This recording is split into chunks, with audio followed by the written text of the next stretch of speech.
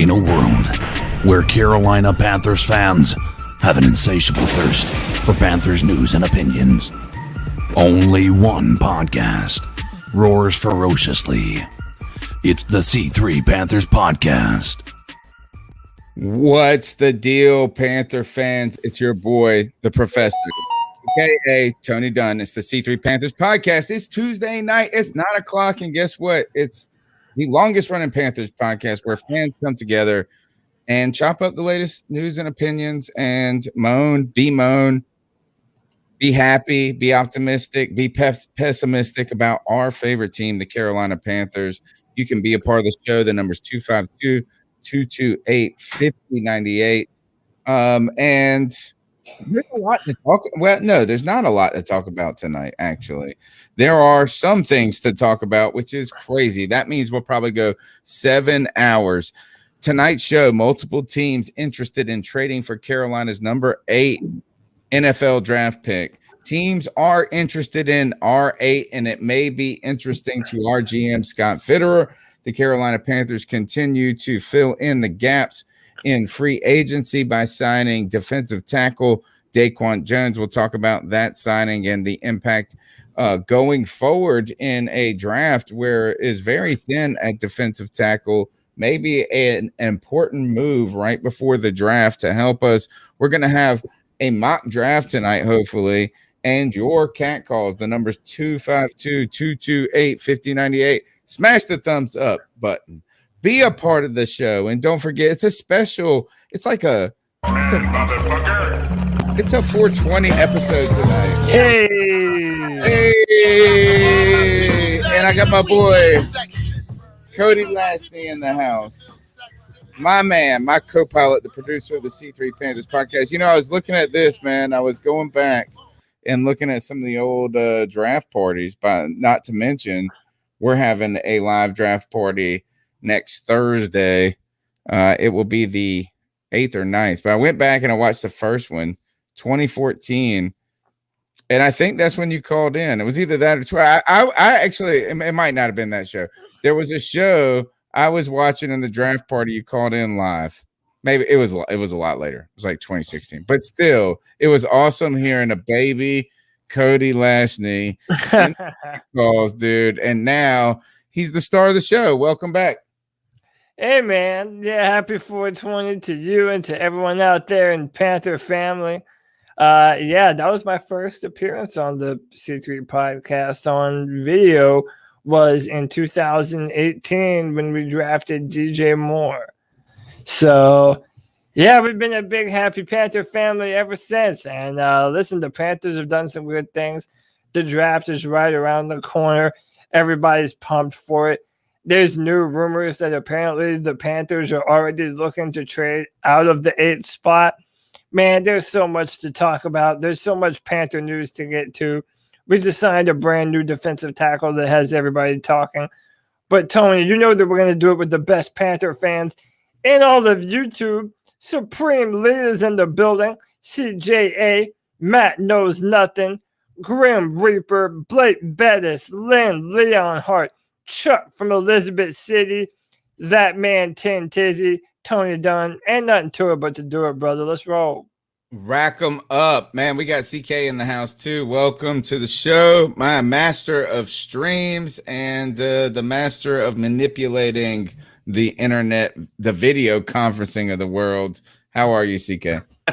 Man, living the dream. You know, listen, it's April. Things are starting to warm up a little bit. It's nice to be able to have everything moving towards football, hopefully being exciting again. And I think it's going to be fun to talk about what we've seen so far in the offseason with the draft right around the corner here. The number's 252-228-5098. You can be a part of the longest running Panthers podcast. We want to hear your voice, your opinion on what is going on in free agency, what we should do in the NFL draft, and anything else you want to talk about when it comes to the Carolina Panthers. Let's jump right into it, fellas. Right now, I guess the major news is just this, is that the Carolina Panthers have been contacted by multiple teams in in hopes of maybe securing their number 8 overall pick. This is reported by Adam Schefter, I believe. And it says, let me see. Actually, hopefully I can get the tweet up. Adam Schefter reports Carolina Panthers have had conversations with other teams about potentially trading back in the draft from pick number 8 per source. So Adam Schefter per sourced it. This is an interesting way. I thought he was the source. Anyway, there are all sorts of ongoing trade conversations between teams. Let's see what next week brings. Adam Schefter reporting that Carolina Panthers could be dealing back from 8. And guys, we went on a roundtable when it came to a super YouTube creator podcast segment with Panther Nation Podcast. Cody, when we were going through this giant podcast and mock draft, and you hear potential rumors that Carolina could trade back, excited, interested, intrigued, or not interested? Well, interested for the simple reason that I feel like in the past few months, Scott Fitterer has really done a ton of good work. And I think today's free agent signing, which we'll get here to in a minute, is further a continuation of that good work. So if I look at everything that he's been able to do in a short amount of time, we all have reason to be optimistic about Sam Darnold. We're not desperate for a quarterback like we were before. Tony, we've been saying that we're in a really good position to just go best player available. And even if we didn't have the draft right now, we would at least be able to field a competitive football team. And I think with that said, knowing that we might be interested in maybe gaining another first-round pick next year and moving back a little bit, it might not be a bad move. But at the same time, it might be prudent just to sit there and take the best corner available, like J.C. Horn, or maybe Rashawn Slater, the left tackle from Northwestern that we've been talking about for so much, to protect his blind side here in Carolina. So we really have every option open to us at this point in time. However, I'm still not entirely sold on the fact that the Panthers aren't in the quarterback market in the draft. I know we all kind of think that we're not, and I'm not even saying that I'm going to put money on that we will draft a quarterback. What I am saying is that depending on how the board falls, if the Panthers are in love with Justin Fields and he ends up being there with the 8th overall pick, we might still do that. But even if we're not interested in a quarterback, it benefits us to have other teams think that we are interested, because then other teams want to move up ahead of us to make sure they have their shot at their preferred pocket passer. So right now, the Panthers are in a pretty damn good situation if this is or isn't true. When we look at what's been going on with the draft and I guess the speculation, trading up, trading back, sitting pat, it all comes down to what's going to happen at the quarterback position, right? I mean, like, that's what we're all anxious to see, is if there are 4 quarterbacks in 4, or are there 4 quarterbacks in 6 picks, or there are 4 quarterbacks in 8 picks? And that will be the determinant, I think, a lot of how Carolina manipulates the draft. Now, we were part of this giant mock draft, Cody, and just to continue on that, is that right around the time that the Carolina Panthers were ready to pick, a trade offer had came in, several trade offers, and these are all mock, these are all fictitious, right? But they're hypothetical, I guess. Right. My question to you before we move on is, if the Carolina Panthers, if the quarterbacks are gone, right? So let's just take the quarterback position out of the equation, because we could argue for the next hour about whether or not we should pick a quarterback, where we shouldn't, right?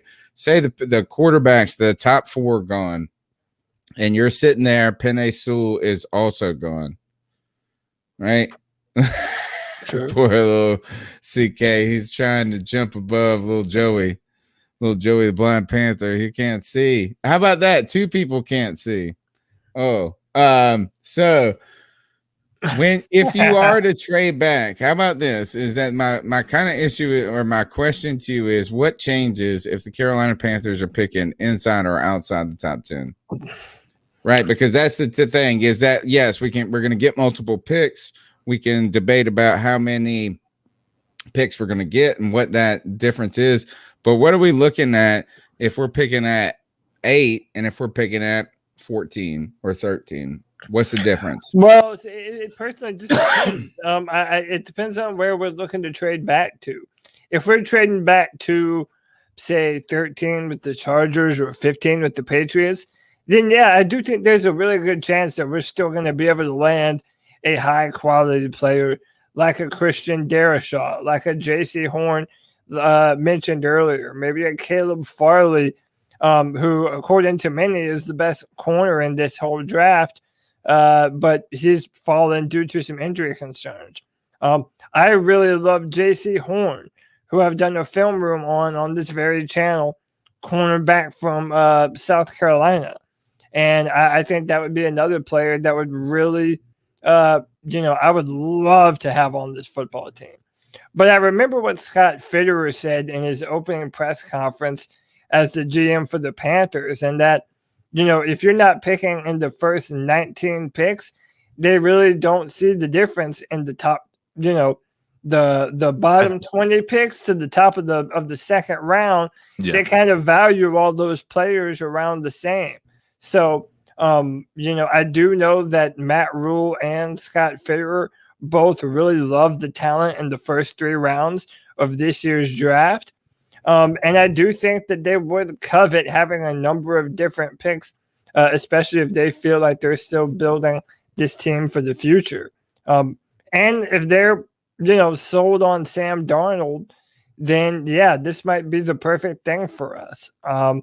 Again, if it's too far back, then I kind of don't see the Panthers wanting to dip that far outside of the premium talent of the first round. CK, that you hear this about the Carolina Panthers having options of trading back. Well, we've been talking about trading up for so long in this show. Yeah, Cody's been banging the drum till we're all deaf, right? About the need for the quarterback. But things have changed when it comes to the addition of Sam Darnold, and now in many ways what we've done in free agency, which Cody and myself have all celebrated and setting us up for BPA.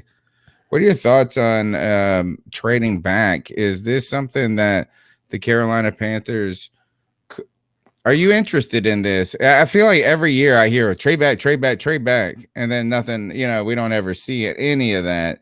Your thoughts on moving from 8 back? Are you a little disappointed you don't get the blue chip player?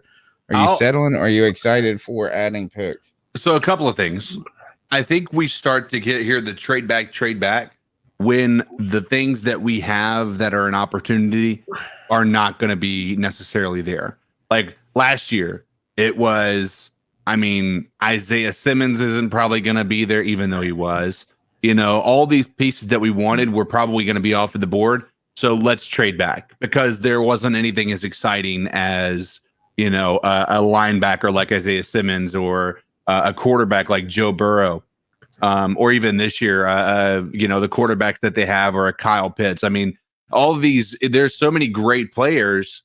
Like the idea of having them all be gone by the time it hits 8, would you rather have more picks, or have, somebody who you didn't necessarily want, like initially, that could still help the team, but maybe you could have gotten them at 15 instead, so I think there's always going to be that teeter-totter. I don't hate the idea of moving back, mainly because I think we've put a lot of stock in the fact that Scott Fitterer is a better GM than Marty Hurney. But if he has more draft picks, if we really believe that, then we're going to have an opportunity to see more impactful players on this team if he has an opportunity to pick the guys that he wants. If he only has one person in the first round, maybe he can get 2. Maybe he can do something else. I don't know. But Miami's the one that I think we need to worry about trading back. From what I hear, they're opening the doors to trading back again and just piling up their draft picks. I thought that Cody brought up a good point about, once you're out of the top 15 or whatever, like we're trying to get in the mind of Scott Fitterer. Yeah. Right. And in some ways is that now we're starting to see a GM who, I don't know if we haven't seen that. I would say we haven't seen this at all. But if we start trading back, it will be intriguing. And that's what's going to bring me to this is that at Salesman, you gotta follow him on Twitter. He's a great Twitter follow, and actually a new follower of the podcast. I saw him a while back say, "How did I not know about this show already?" That's what I was saying. Hey, you not know? I knew about your Twitter account at 95 Keep Pounding Salesman. He likes to talk about poop and shit on Marty Herney. He shits on Marty Herney. That's his account. That's he's a good friend of mine. Then. Yeah. He sent me this. He said, "You guys got to talk about this on the podcast." I thought it was interesting and relevant to the trade back discussion. The average team has 8.1 picks in the NFL draft, including compensatory picks. Over the last 8 drafts, Carolina has averaged 6.3 picks per year.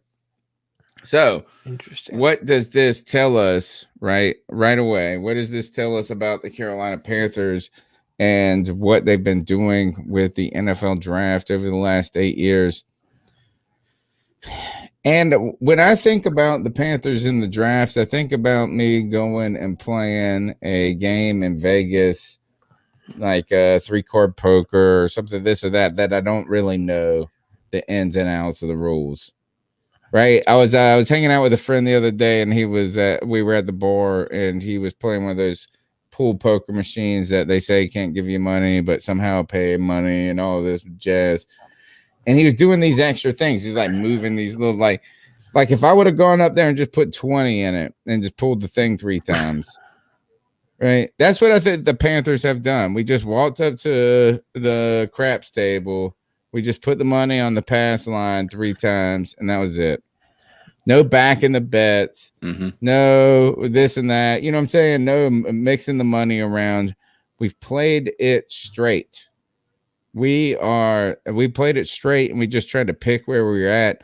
There's been some small baby moves, usually up, but they're like wussy moves. You know what I'm saying? We moved up for Greg Little. We moved up for Devin Funchess. That was another wussy ass move. I hated that. Yeah, none of our trade ups ever pan out, really. We have not worked the draft. Just worked it as a tool. Like the Miami Dolphins have worked it this year. Right. And really in years past. Yeah. How we used to celebrate the Patriots working the draft. I mean, the Patriots and the Seahawks. Well, here and Fitterer. Here's a good example, and this is the point to bring it up. Scott Fitterer is here, and he's coming from a team that has finessed the draft. I'm not saying that the Seattle Seahawks have had great drafts, right? They've picked some bum ass running backs over the last couple of years, but they have finagled some extra picks, and we have not. Yeah, and it does make me wonder if that would change what we're going to do. Infinity Gaming says Jeremy Chin was a good trade up, and that's true. And wasn't Taylor Moton traded up for as well?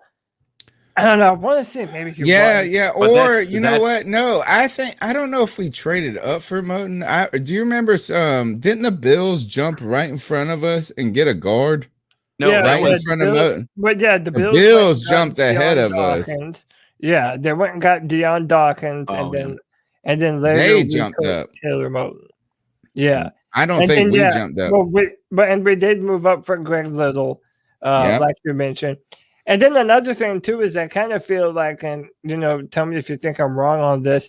Maybe we've given up too many picks for players that just haven't turned out to be much, Well, yes. I mean, Devin Funchess is a supreme example of this, and I know this is dipping into the well at this point. Devin Funchess is in the rear view. But the idea is, did you have to trade up to get that same player? Right. And at the moment that we went after Devin Funchess, we didn't have to trade up. He would have been there. They're like sometimes at some point 5 or 6 years ago, there was this crazy idea like that you knew another team was targeting the same exact player and at 182. I didn't buy that shit ever. I didn't ever buy that shit. I feel like that's all disinformation that's been put out by teams. We never benefited from those moves right there. I think we moved up for you know who else we moved up? Marty Herney. Here's the one that Tennessee safety, homie. That sucked. Golden. Yes, Golden was another mug we moved up Brian for. Best has that in the chat. Just terrible, dude. He was slow on film. He was short. Just never. The best thing he did was shoot Alabama and their fans. Double birds. Yeah. That's about it, man. All right. So let's see what else we got. Before we go any further, I do want to kind of not plug this. I want to go ahead and tell you guys about this. Let me see if I can put the banner up right here. Actually, you know what we need is we need some thumbs up. We need you to call into the show 252-228-5098. You need to share this show. CK, shame them. Subscriber shame. You should be ashamed that we've been doing this since 2013, and all I ask you, homies, for is a like, a share, a retweet. That's it. That's it. I was thinking about this. Like, I got friends that are starting business in this. I just retweet this mug like crazy. Like, why not? What does that take out of you? What does that take from you? On top of that, guys, as we go forward, we're going to be starting a new partnership with Avolta. If you want to cut the cord with your electricity and get a fixed rate on your electricity, you can switch to solar. You can add value to your property, no money down. And if you sign up right now, I think they got a deal right now where you don't have payments for a year. Like, you don't have to pay your electric bill for a year. What they do is they swap your current electric bill and they install solar. And you get a fixed rate. It's never going to go up. And you own your own energy. It's kind of a neat opportunity. We're going to keep going forward and supporting Avolta because Kevin Brown is a listener of the C3 Panthers podcast and has been that way. He's Cody's buddy. And he is, I think, a Clemson fan as well. Maybe I got that wrong. But he's been a listener of the show for a while. Kevin Brown, go ahead and contact him if you want to cut the cord with your electric company and help the earth. That's what I say. As we go forward and we power up this show like Avolta's powering up people's homes, we signed DaQuan Smith today. Who is DaQuan Smith? I don't know until I saw him being signed today. But we did sign a defensive tackle from the Tennessee Titans. The Titans defense we have been impressed with since with Vrabel taking over the hizzy. You know what I'm saying? Like, so they got a respectable defense. We needed defensive tackle help at this point because K1 Short is no longer on the team. Derek Brown is nice. We've got some guys we think we can beat that can be versatile, but this draft is not known for defensive tackle help. Cody, Scott Fitterer continues to fill in the gaps on this roster. I mean, like, we can look at these clips of DaQuan Smith that you're putting up here. Thank you for doing that. But at the very least, it's a body we needed. Yeah, it's a body we needed. And listen, we want to play faster and more physical. And more importantly, we want to get better against the run. And you're able to see him demonstrate some of those abilities here. Right here, he's physical at the line of scrimmage. They have him lined up against the center. And he's just able to mind that A gap the entire way, shed the block. and really be physical on the interior. And I think, the opportunity of getting him some looks at 3 technique next to Derek Brown, I think that's going to be pretty ferocious for us. Having Brian Burns on one side, then having Derek Brown in the middle, DaQuan Jones next to him, and then shooting Hassan Reddick off the other side.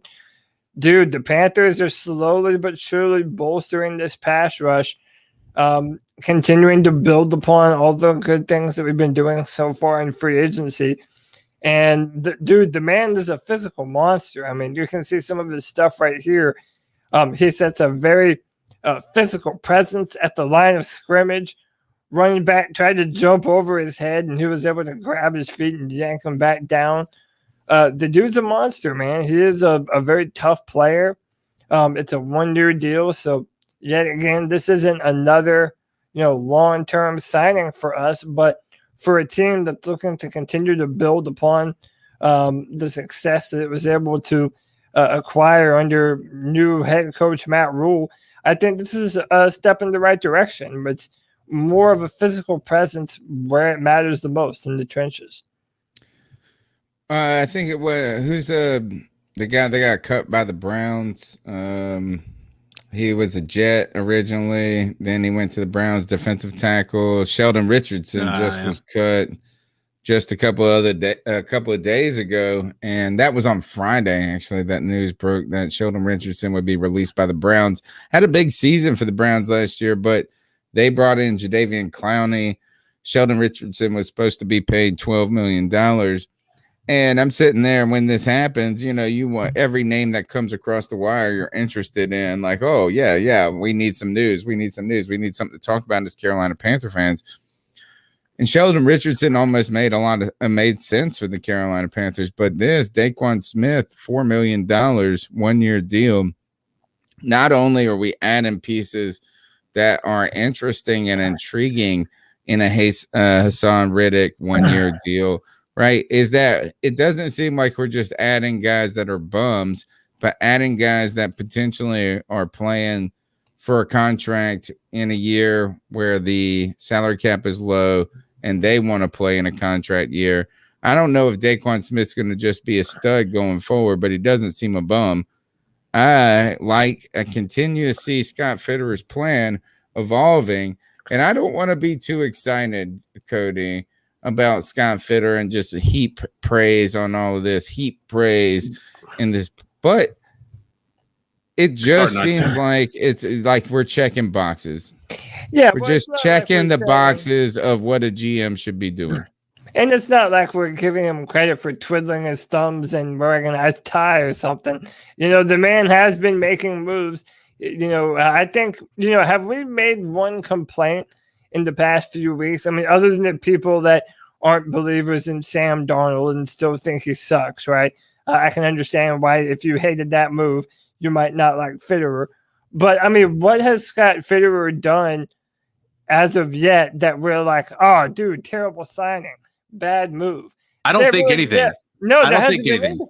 I think the only thing that we criticized about was the desperation that we showed with trying to go and get Matt Stafford, and what we were willing to give up to make that happen.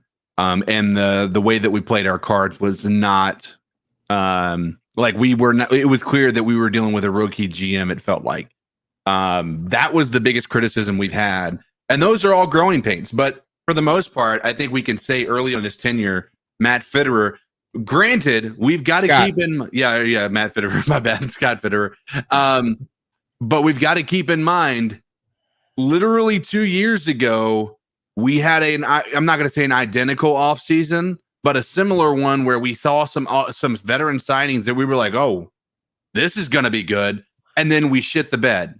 Like as a defense, it was great at first, but then we just went nowhere. So I'm not ready to crown him yet. I am ready to say we're doing what we need to do. I'm seeing a plan work out, but until this season actually takes place, it's hard to say that he's doing good, making good moves yet. I do understand that, CK, and that like you don't want to just bless people for doing something like, and they're supposed to be doing this. The one thing I like about this free agency that we're doing is I'm not interested in the names. Yeah. Not the names, it's the position, it's the moves. Yeah, it's like what are we? It's the setup. You know, you're looking at the length of the contracts is interesting. We're not just getting wowed. I felt like this is Marty Herney's off seasons, and I will be honest, is that I'm a closet Marty Herney supporter. Right? Like, I mean, I don't think he is as bad as people said, but he probably is. So I'm starting to buy into what, like, but here is, I have some logic. Like, he did execute. Look, he was all right he's okay in the draft. Not great. His free agencies were okay in the second stint. But here's the one thing, when I'm looking at Marty Herney's second run when it comes to free agency, I felt like he just said this is we're going to get one kind of blue chip player. We're not the top player, but we're going to get one name that's the guy that we land in free agency. Originally, it was Brashard Breeland. Then he got that crazy foot thing, but then he pivoted to Dontari Poe and he landed that. And then I think the next year it was like Julius Peppers. It was just like one. It was like you got one Gerald dude. McCoy, Bruce Irving. That you got. It was like the Gerald McCoy, and you got this one dude. And then we went into the draft with still a couple of holes. And I felt that Marty Herney's style was go into you make a couple of moves in free agency that you think you can land. Then you go into the draft and you get the best you can. And then you use this last wave of free agency to fill in the gaps of what you need. What I like about what Fitterer is doing is it seems like he's just inverted the draft in that last wave. And what he's done is he's gone out and gotten, I guess, I won't say blue chip, but he went and got his dudes, I guess, early on.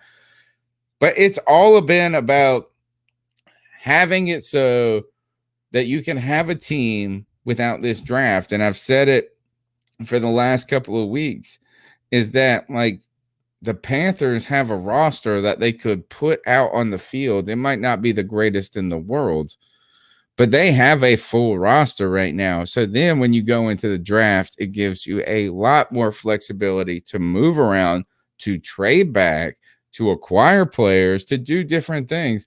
And so that is the one area that I am trying to crown and celebrate Scott Fitterer a little bit. And I think he's a total goofball too. Yeah. So wait, who's a goofball?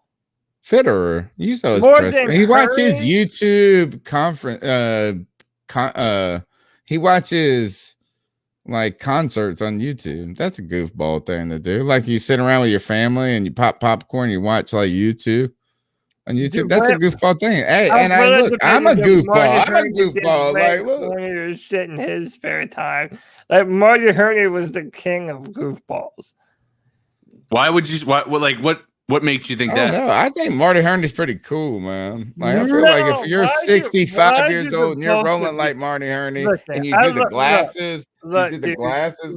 Dude, I'm telling you, I don't know why the both of you continue to talk good about this dumbster fire general manager. You're right. I'll give you that. No, I was just curious what you thought about him being dude, his whole persona, the way he looks, the way he dresses, the way he talks, the way he drafts, the way he overpays players. He hates them. Fucking goofball. Dude. Right now, the reason I'm not ready to crown him and I'm not ready to put too much praise into him though in Scott Fitterer is we can sit here and talk about how he's done this year.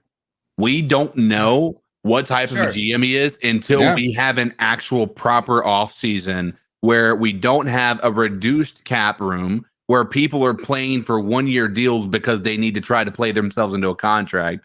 Like literally people were just looking for a landing spot at this point in time.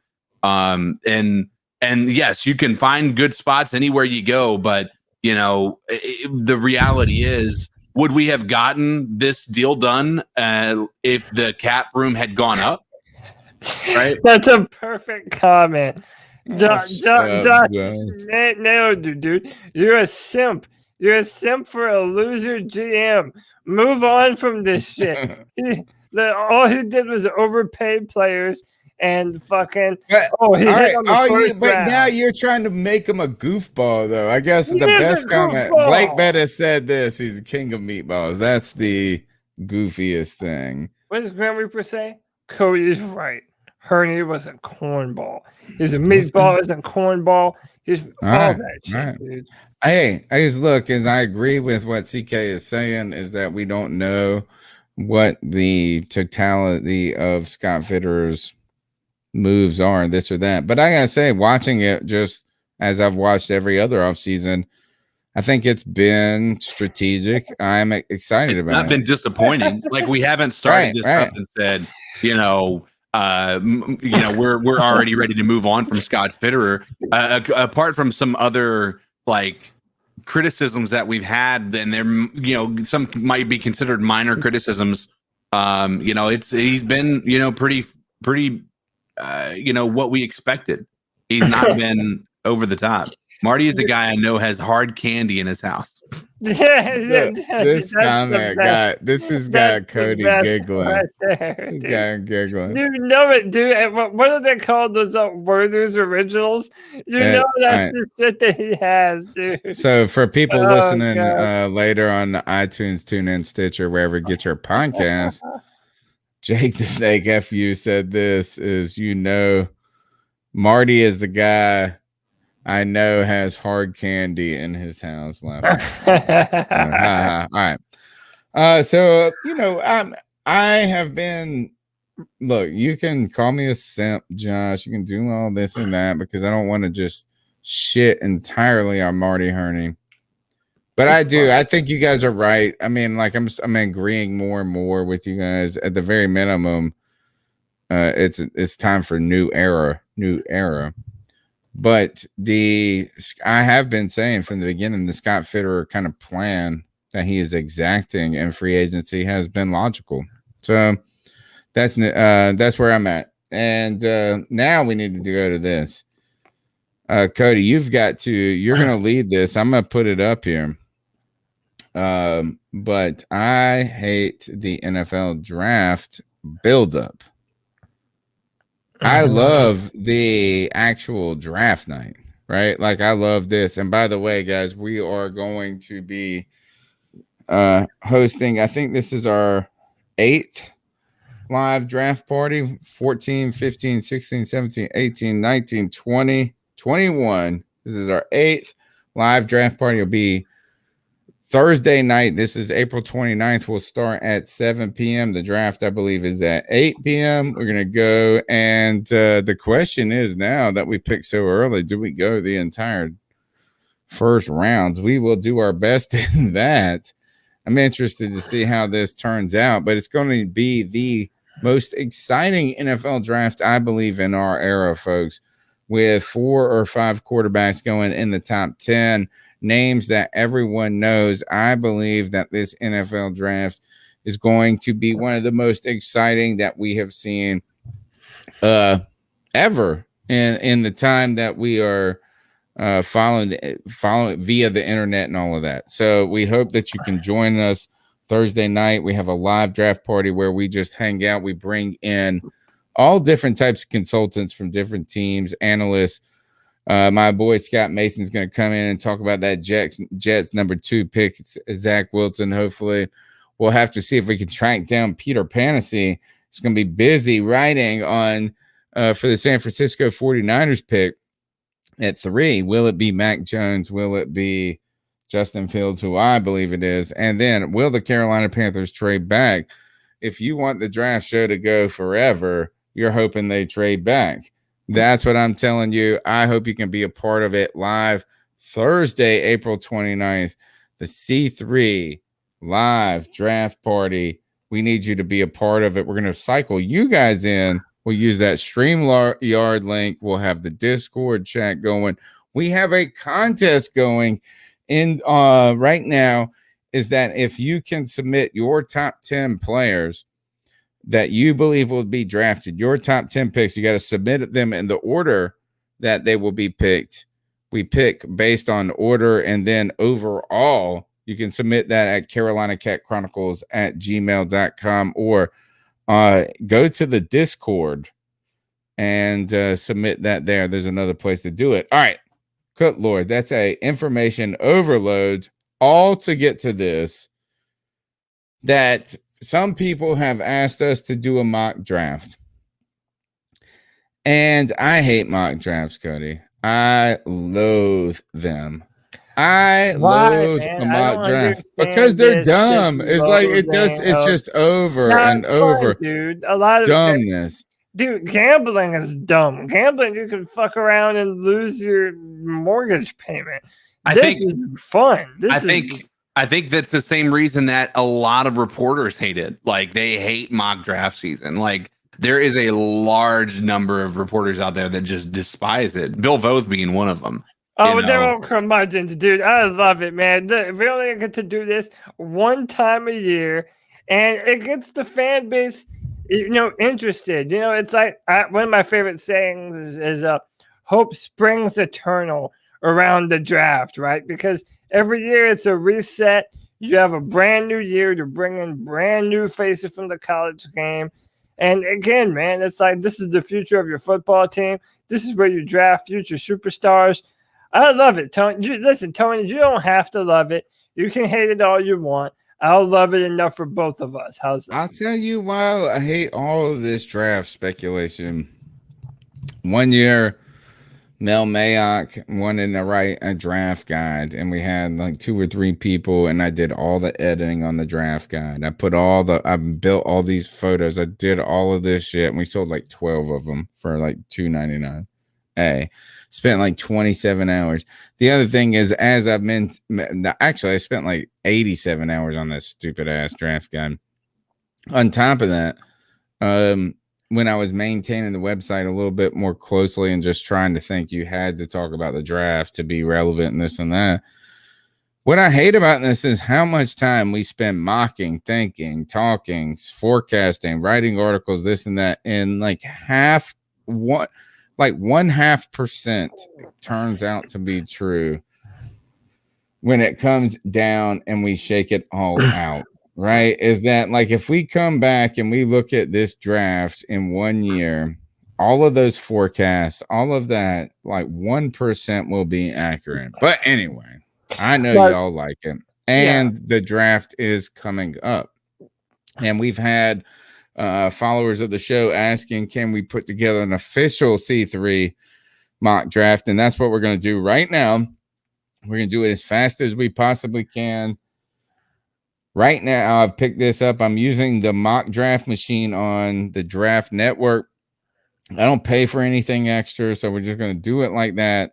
I'm sorry, you can call me Marty Herney, playing it straight and this and that, and just stepping up to the table and just pulling a slot machine. That's fine.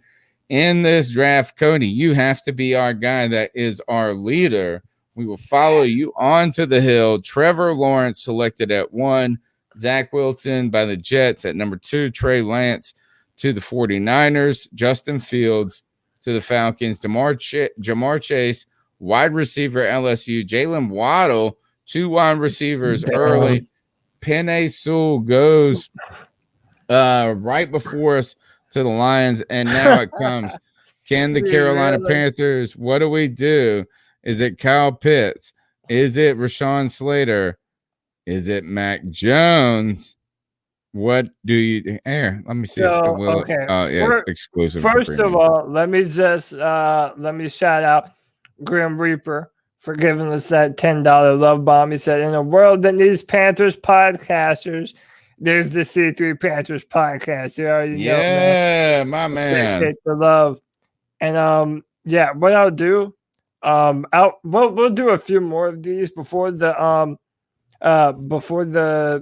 actual draft, and do some with trades. But I actually like not doing trades because I think sometimes the trades get unrealistic as to what actually would happen and what would be offered. So this is good the way it You're is. right, because trading in fictional mock draft land would be ridiculous and out of the norm. Sorry, But I'm talking about like the amount that it takes for a pick and what teams are willing to move and what teams aren't. Whatever. There's different ways to do it. Listen, if Kyle Pitts is on the board, I know just a few months ago, me and Tony both would scoff at even the notion of drafting a tight end with this pick, right? But if you watch the film review that I did on this channel, he's a matchup nightmare, man. You're going to be able to put him anywhere on the field, in the slot, out at X. You're going to be able to put him in line to be able to block, even though that's not my favorite way to use him. But really, that's beside the point anyway. You're going to match him up on safeties and linebackers, and he's going to catch everything that you throw at him. Forget the fact that he's a tight end. Kyle Pitts might legitimately be the best receiver in this entire draft. And, if you're trying to build an offense around Sam Darnold, having a weapon like Kyle Pitts that's going to be able to go up and grab every football and come down with it, dude, that's a hell of a weapon to add while you're trying to rebuild a football player. So, if that happens, you might say, well, Rashawn Slater's still there. Why not jump on? Is Penei Sewell still there too? Or is he off the board? Yeah, he went right before. He was at 7. Oh, 7. All right, so then, listen, it's Pitts, Slater. Here's your options right here. We're going to make our pick. We got Pitts. We can go tight end in top 10 and in the first round. I hate that usually. Rashawn Slater, offensive tackle, Northwestern, could be the pick here.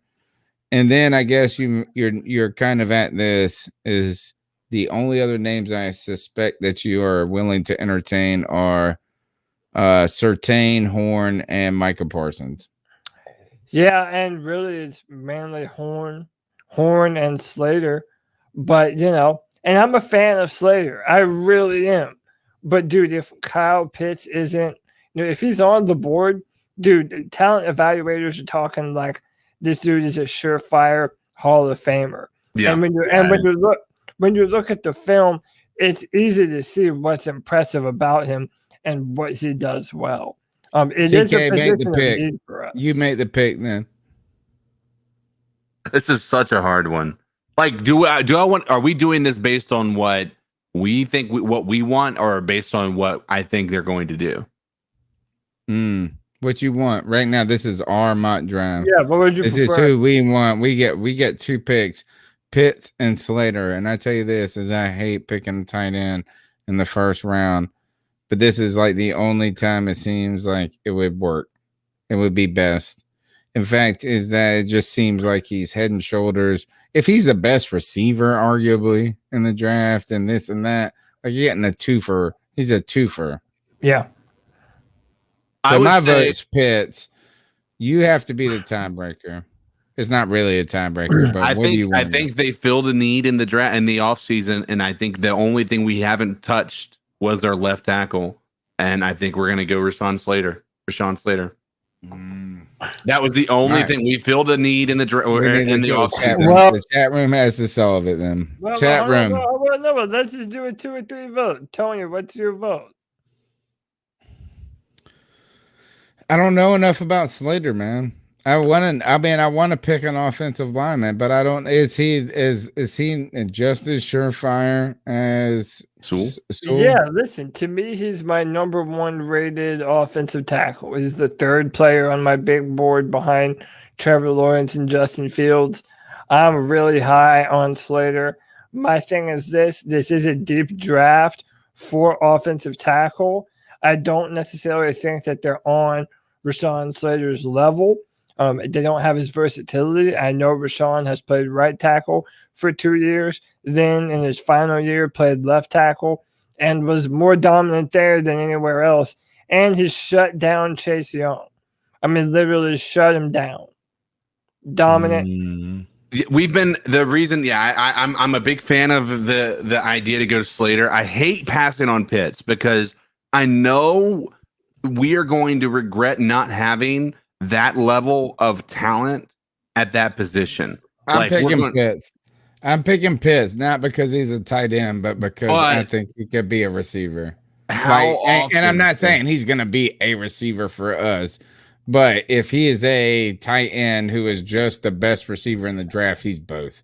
Yeah, I say for the sake of this, let's do Pitts because I feel like at most mock drafts have Rashawn Slater going to us right there.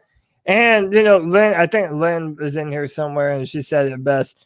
Pitts probably is not going to be on the board when we pick. So it's almost like, you have to. And that is against my – I hate the idea of a tight end in the first round. So he better be the best motherfucker ever. All right. That leads us to the 39th pick. And here are a few picks before us. 33, Trevon Moehrig. Javonte Williams, running back, North Carolina, goes 34. Joe Tyron, Washington, goes 35 to Atlanta. Landon Dickerson, inside offensive lineman, so I guess guard, right? 36. Dickerson is a center. All right, so Dickerson, 36 to the Dolphins. Jevon Holland, safety to the Eagles. He's from Oregon. Jason Oweh, edge to the Bengals. Now it comes to the Carolina Panthers. The Carolina Panthers, we've picked a tight end in the first round, guys. I think that are you going to – I know you are not high on Eric Stokes. Well, it's not that I'm not high on him. I just think that there are things that he needs to get better at. He certainly has the frame. He's tall enough. I think he's 6'1", 195 pounds. The dude's fast. He managed to have a good number of interceptions this year. I think he had 3 or 4 interceptions. He's a good player. I just think there are guys that are a little bit ahead of him. Hit that position button and see what corners they have available. The POS plus and just see what corners are available. So right now, you like Kelvin Joseph. You love him, right? Yeah, I'm a fan of Kelvin Joseph. How are we not picking offensive linemen? No, I'm looking at who's all on the board, and Joseph will probably be there a little bit later too. So, OT. What are the OTs available? Offensive tackle. This draft network, by the way, is super creative with its rankings, like how it drafts for every team. Like literally, they've got every person on here that they like from 38 to 30. Like everybody that they had ranked at 38 has already been up to 38 has been drafted. Like, right. So it's just the first 38. Yeah, it's checking off what they've ranked as their best at certain positions. It's interesting. Anyway, sorry, go ahead. I'm interested in this, Cody, though, is that we sacrificed round 1. We went Pitts. We sacrificed the offensive line there. So how are you gonna are you really trying to tell me now we're gonna go corner here? Well, who's the better option here at 3? Is it getting a Coastman? And we were on that a lot. Who was it? One of the 4-man rush guys was trying to talk us into Terrence Marshall Jr. here as the best player available. We had taken Rashawn Slater in the first round in that mock. Okay. So it made a little. Personally, I think we're sitting this is that are we going to look at your offense, your cornerback who is Kelvin Joseph, right? That's a top guy on our list. Or are we going to go offensive tackle here? Cost me. They talked shit about him in that draft. They said he won't mean enough. Etchenberg, Notre Dame, Randuns, Christensen, Mayfield. Come on, tell me what are we gonna do? corner or offensive lineman? I am going to have to go with Dylan Reduns. In my mind, that's the offensive tackle I like. Very technical. Comes from a run-first football team up there in North Dakota. I'm really a big fan of him. I also like Liam Eichenberg as well. But to me, do you like these guys over these guards? Do you like them over Wyatt Davis and Creed Humphrey? Let me tell you, I know Chuck from Elizabeth City in the chat. He loves him some Quinn Miners. We might be able to look to pick him up later. I do like Creed Humphrey. That would be another center for us. But listen, the fact that Cam Irving or Greg Little is going to be our starting left tackle next year, I just don't trust either of those two. I'm okay with really either of Eichenberg or Dylan Reduns. I think Dylan probably has a little bit more physical upside, can probably beef up a little bit more, whereas Eichenberg is probably more of a finished product right now. He's probably already nearer to his ceiling. So it's kind of potential versus production. Also, Notre Dame is an offensive line factory. So either one of those dudes right there is perfect. Either Liam Eichenberg or Dylan Reduns. Who are we picking, CK? I think Reduns. I think we're definitely going to tackle here. All right, let's do it. All right. Let's do it. So we've picked Pitts, Reduns, and now it's time to get another offensive lineman in my mind. Still, we've got to go to the 73rd pick. Ooh, Jabril Cox is gone. I like him. I think he's going to be good. All right, who is up on All right, so 66 is Elijah Molden, cornerback to the Jets. Tommy Togai. Togai. Tommy Togai to the Texans at 67. Tommy Tremble from Notre Dame to the Falcons at 68. Yeah, none of those dudes are real name people. Brevin Jordan, Miami, 69 to the Bengals. Ifeatu Melifonwu. Wait, Melifonwu.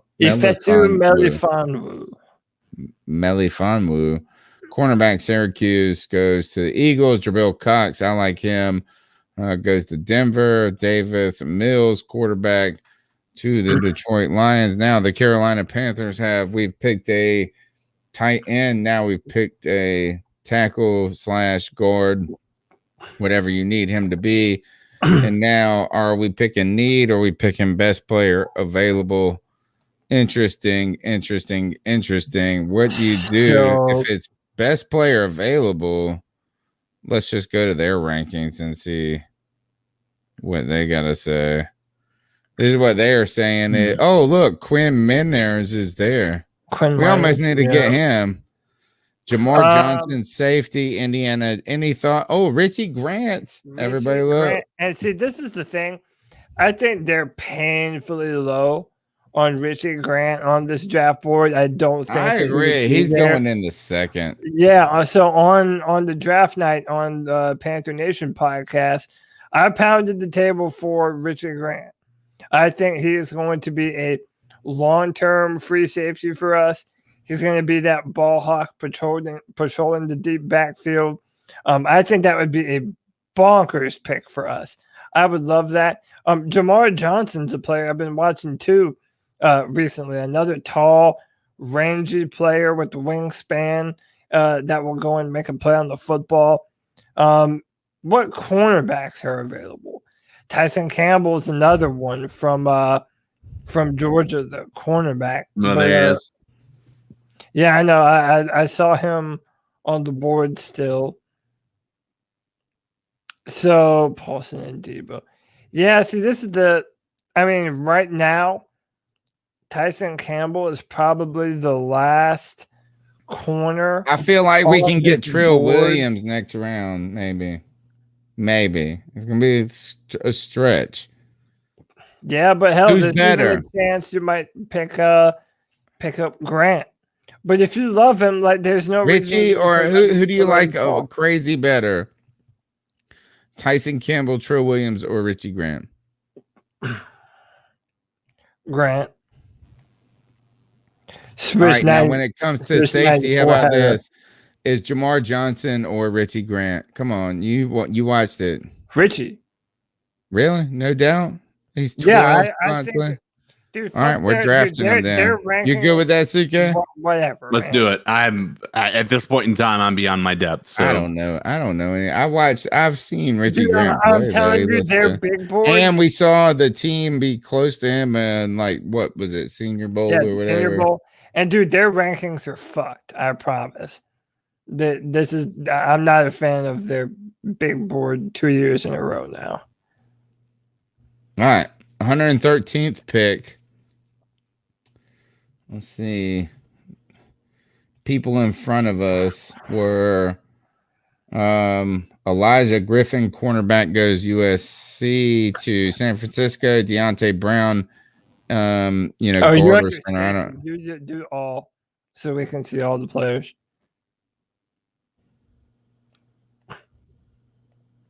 Yep.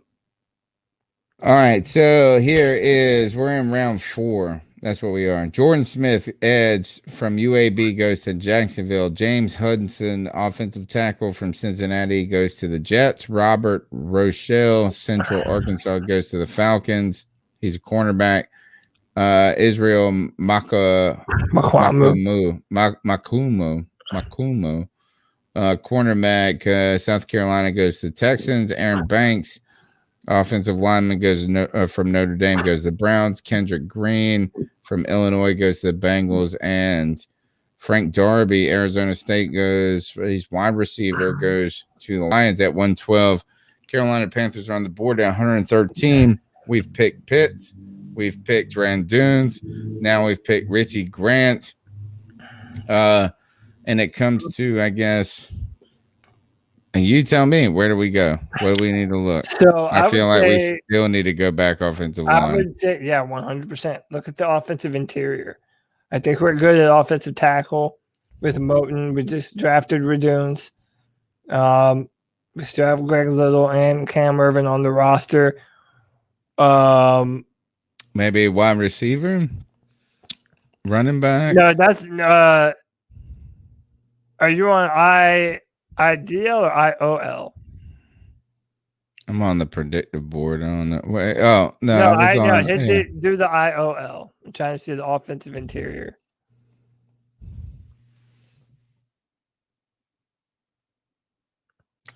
David Moore, Drew Dahlman, Trey Hill, Sedarius Hutchinson, Tommy Kramer, Jack Anderson, Drake Jackson, Tristan Hodge are the top names. That goes from 134 to 232. I don't know any of these homies, bro. Do Trey Hill.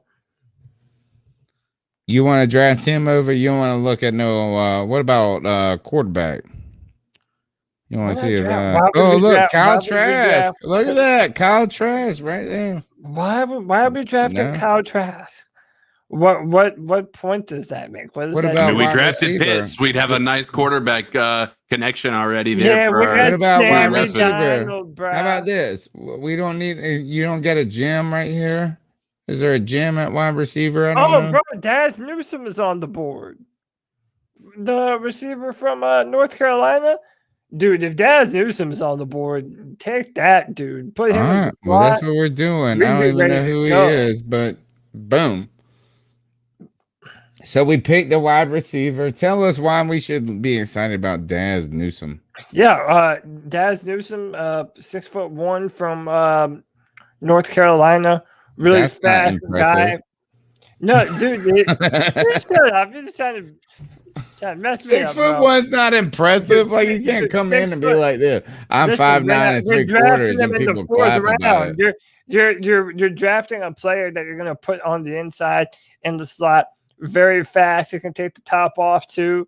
You're going to be able to run him on some spider routes, some dragon concepts. You're going to be able to do a ton with this player. He's a fun guy. Trust me, fans of UNC Tar Heels, they know that Daz Newsome's a real one. All right, we're at pick 151. We're in the 5th round. Keith Taylor goes cornerback from Washington to Jacksonville. LSU safety Jacoby Stevens goes to the Jets. Louisville wide receiver Des Fitzpatrick goes to the Texans. Cincinnati safety James Wiggins goes to the Falcons.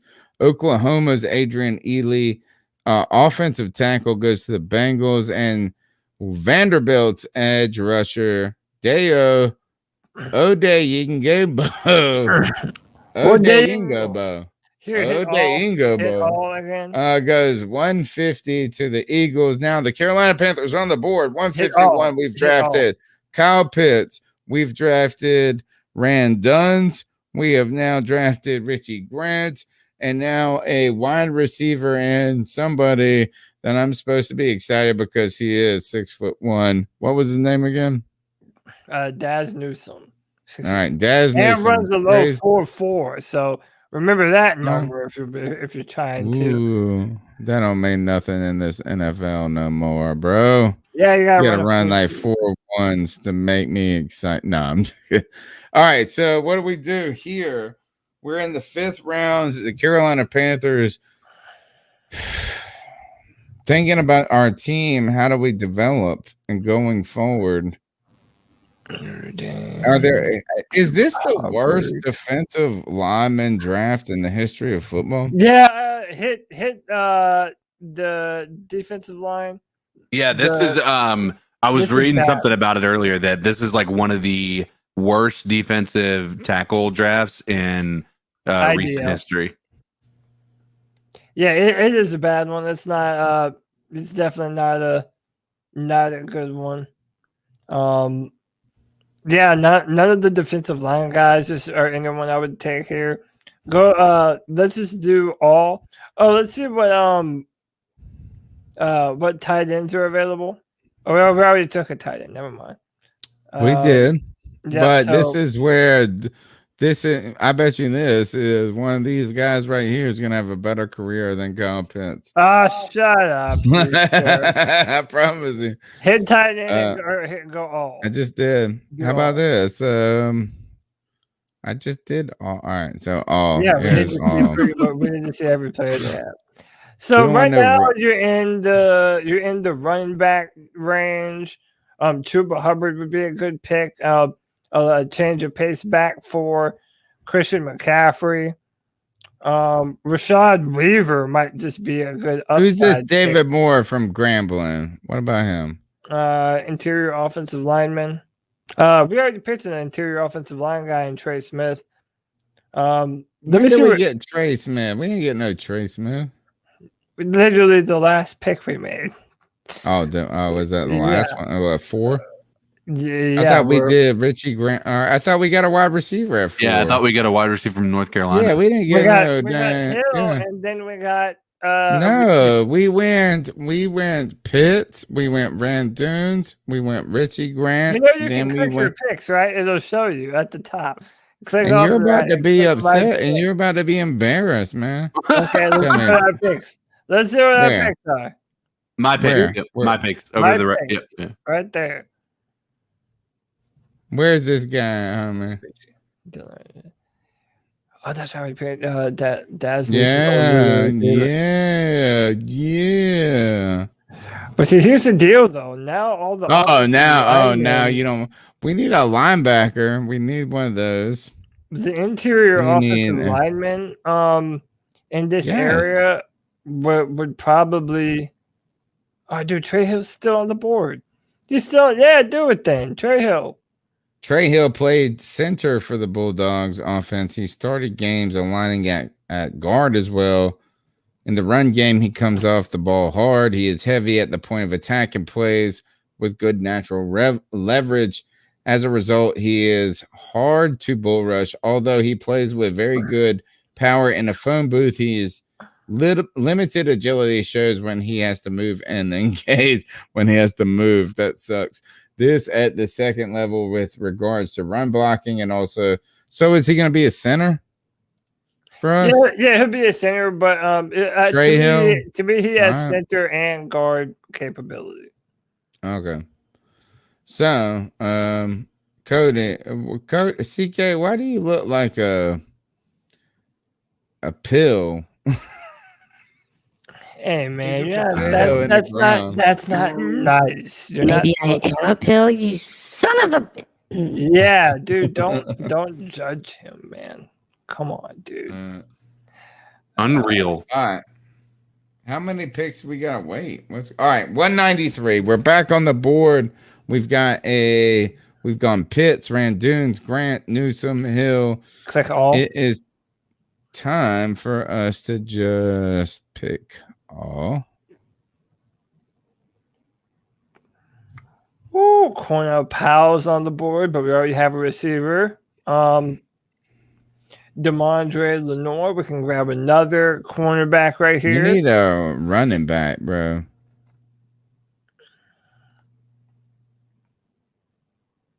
Let's see who we have. Oh, wait. Oh, dude, Jarrett Patterson. Jarrett Patterson this year, dude, he's like 5'8", but he had he almost broke the record for touchdowns in a game by a running back. He had like 7 touchdowns in a game or something crazy. Dude, Jarrett Patterson's the real deal. All right, so we've picked Jarrett Patterson, 193, running back from Buffalo. We're up at 222 again. Go to all.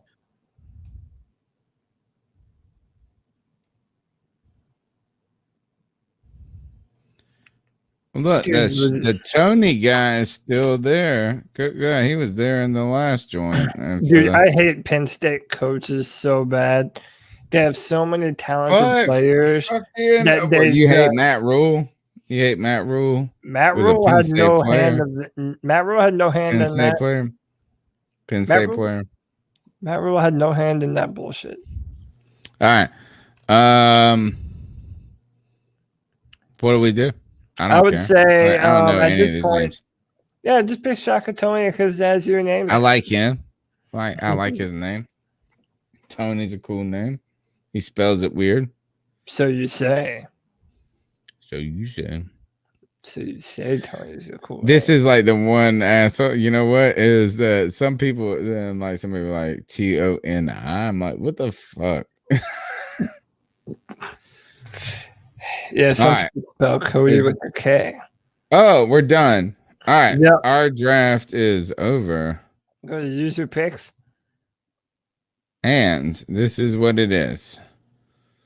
Kyle Pitts, tight end Florida, goes at 8.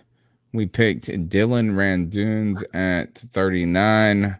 Offensive tackle from North Dakota State. Richie Grant, safety from UCF, goes at 73.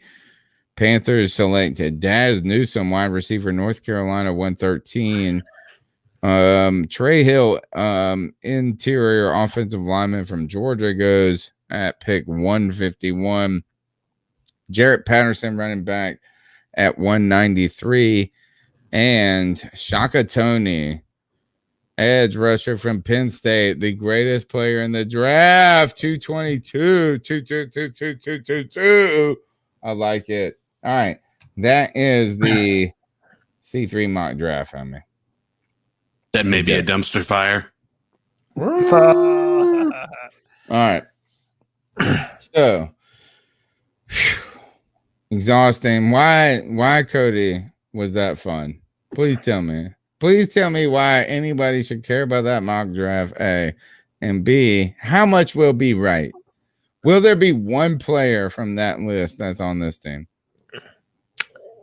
Yeah. You know what? Yeah. Because I did it. Because I picked them. Yeah, it's going to happen, dude. We're going to bet $5? What that we get? Yeah, I'll bet you $5 if we get at least one of those. Yeah. All right. That's a fun. The chat room has to keep up with this for me. Yeah. The problem is the only one that we have a good bet.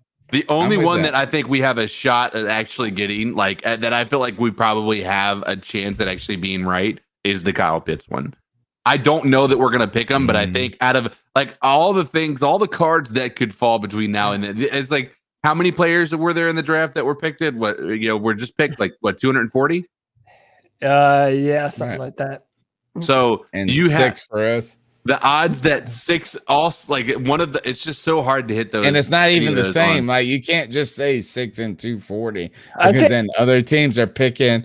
Like I bet you it would be. We need a crazy, beautiful mind mathematician to figure out what the odds are for that. That would be amazing. What are the odds that one of those picks goes to us? Two of those picks. The sports books will tell you the odds, man. They've already got those things built out, bro. Yeah, I would say Richard Grant would probably be more likely because we've met with them at the Senior Bowl. Safety is still really Pitts is the really. I would say safety is really the true position that we haven't truly.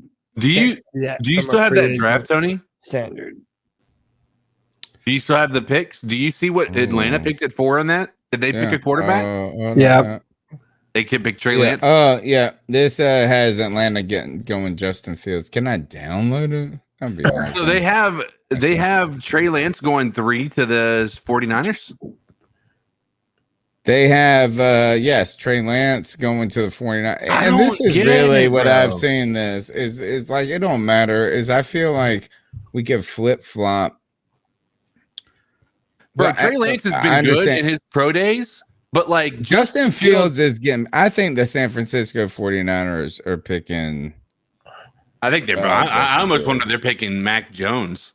They're picking Justin Fields on me. Bro, like, listen, here's the thing is I've been, I don't know, man. It's going to be Justin Fields or Mac Jones. I don't think Trey Lance is in that category. I agree. But I think Justin Fields is too much of an upside to Kyle Shanahan, who has worked with a mobile quarterback before. That's my thing, is that like Kyle Shanahan creates the greatest running offense in the history of the world with a shitty quarterback. He also coached RG3. And look, I'm printing the draft right now with my printer that barely works. I'm just going to say it from this perspective. I think Fields has proven just in the past few weeks that he is, in my opinion, the number 2 quarterback in this draft. I'm just saying, if you look at this, 3, right? Yeah. Like, I mean, I'm just saying, from what I've seen, it's just been, it's been like he has done everything he possibly can do right. Like, and I don't know that I've seen that. I mean, Mac Jones has had a rough 2 pro days. Trey Lance has had decent pro days, nothing to do with Mac Jones. I don't want nothing. I agree with you. I think Zach Wilson, though, people have said he's a consistent number 2 now. Like, it's just not budging. This is not budging. Maybe we're wrong. I just don't know. The only thing that will fuck that up, CK, is that if, like, Jacksonville comes out and picks Zach Wilson. They're not. They've already, like Trevor Lawrence has already been given the playbook and everything. Like, it's literally to that point already. So he's been given the playbook. Jacksonville Jaguars fans have donated to charities of Trevor Lawrence's choice. They've already gotten them engagement gifts. And then that would be the most troll thing if they pick somebody other than Lawrence right now. Yeah, I know. And then Trevor Lawrence, as a thank you, said, to show. Can't wait to be a part of your community. Yeah, he donated $20,000 to Jacksonville charities, and then he said, "I hope to be a part of your community soon." So that's as good as done. But gentlemen, unfortunately, I'm gonna have to jump off early here. I have a very not fun appointment, very very early in the morning. Trust me, right. I'd rather not be doing it. Tell the proctologist I said, have fun on there. No, that's the fun one. That would be fun. Yeah, that's the fun one. Yeah, I look forward to that one all the time. But man, hit me up. Hit us up. Tell him. Yeah, at Cody Lack on Twitter, CODYLAC. There will be a brand new mock draft on Draft Tech tomorrow. 1st and 2nd round picks for the Carolina Panthers. And I am going to be doing another film room on Wednesday. I don't know exactly what time, but there will be a film room on Wednesday. And at some point in time, Tony, I'm going to for the people who do love this shit, unlike yourself, I'm thinking about doing a draft Q&A stream at some point and just talking nothing but I'll give you draft. all types of questions. I'll give you all types of questions. For sure, man. All right, man. Have a good one. We're going to turn this into a Marty Herney love fest after you leave, bro. Let me get the fuck out of here, I'm bro. gonna start writing all my questions. I'm gonna start writing down all my questions about people I don't care about. All right. That sounds good, ladies and gentlemen. All right. Thanks for hanging out, brother. All right. That is, let me see. Ooh, look at this. Look at that sexy mother. Look at that Italian stallion over there. It's probably better if I do this. Woo! Yeah. Unbelievable. I know. That Italian motherfucker, as Blake Bettis likes to say. All right. Getting off the tracks. Shame him up. Shame him up. All right. I got you. If you are in this live stream and you have not hit that like button, I have one thing to say to you, as I am Optimus Prime. Hit that like button. Subscriber shame. Roll out. Roll out. All right. So you're listening to C3 Panthers podcast. It's the longest running Panthers podcast out there. Why? Because these homies just get up on the internet and they refuse to stop talking about the Carolina Panthers. The number's 252-228-5098. We have gone through the basic news of the week, going from the Carolina Panthers trying to trade back, Scott Fitterer's reactions, or I guess strategy going forward. We've done our own mock draft, and I think now is really time to start thinking about going to the cat calls right now. The number is 252-228-5098. We want to hear what you have to say about the Carolina Panthers and this team. And that's it. There. Let's see what you got to say. So what are your thoughts on catcalling? Yeah, it's pretty. You shouldn't do that to somebody. And how did that make you feel? Very actually, you know what? Actually, this is my first time doing this, and I already messed it up. The cat calls tonight. We're gonna try to help we're partnering with a listener, a supporter of the C3 Panthers podcast, a fan, Kevin Brown from Avolta. Folks, the cat calls line is powered by solar energy, folks. You can own your own energy at a fixed rate for life with no money down. If you live in North Carolina, South Carolina, you talk to a listener of the C3 Panthers podcast, Kevin Brown. You can contact him at kbrown@avolta.us.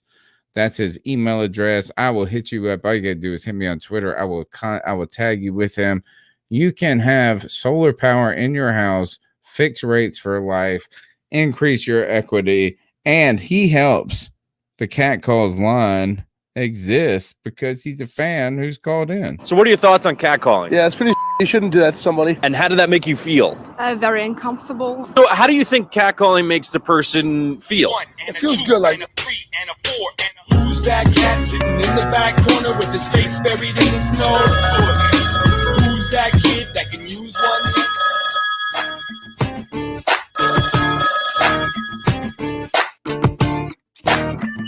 What's going on, fellas? It's Corey calling in. Just listening to this past week's show. Just really think about the draft, man.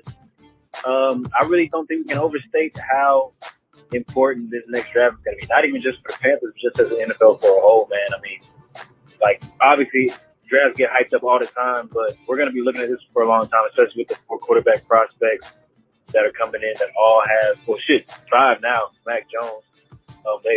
They've all got something attached to their name. We're going to be comparing them. Who should have been drafted here? Who should have been drafted where? Who was a bust? Who was a sleeper? Whatever. And then just even on the Panther side, like, we have so many different things that we can go for. Quarterback is not at the option at all. I think the best case scenario, guys. Best case scenario. Check this out. Trey Lance falls to 8. Carolina picks him up. We go into next year. Sam Darnold's our quarterback.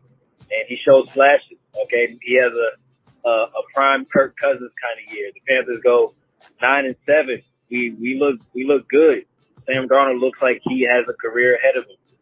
All right, and then some team desperate for a quarterback the next offseason gives us a couple picks for him. We get a second and a fourth for Sam Darnold or whatever. And then we go into next year with Trey Lance, a 22-year-old, 21-year-old Trey Lance to go quarterback next year. I think that's the best case scenario. I haven't been this excited for a draft since, we had the number 1 overall pick back in like 2011. So, whether we get a quarterback, whether we get, BPA, whatever we do, I'm just really excited about it. So, I just want to touch on that. I'm sure y'all going to, I got the rest of the show to listen to, so I'm sure y'all going to touch on it, but keep pounding y'all. Enjoy it. Appreciate it. Man, we appreciate your call. A lot of interesting news when it comes to the draft. Let's keep going through. Hey guys, so I read an article today that kind of intrigued me a little bit. This is Tyler from. We got cut off. Yep, he had a blue. He messaged me the other day. I forgot to tell you. He said he had gotten cutting off. Let's see if this is in part 2. Hey guys, this is Tyler from Roanoke, Virginia. So I saw an article today in regards to Alejandro Villanueva, the left tackle from the Steelers, who is now a free agent. And I want to see your thoughts.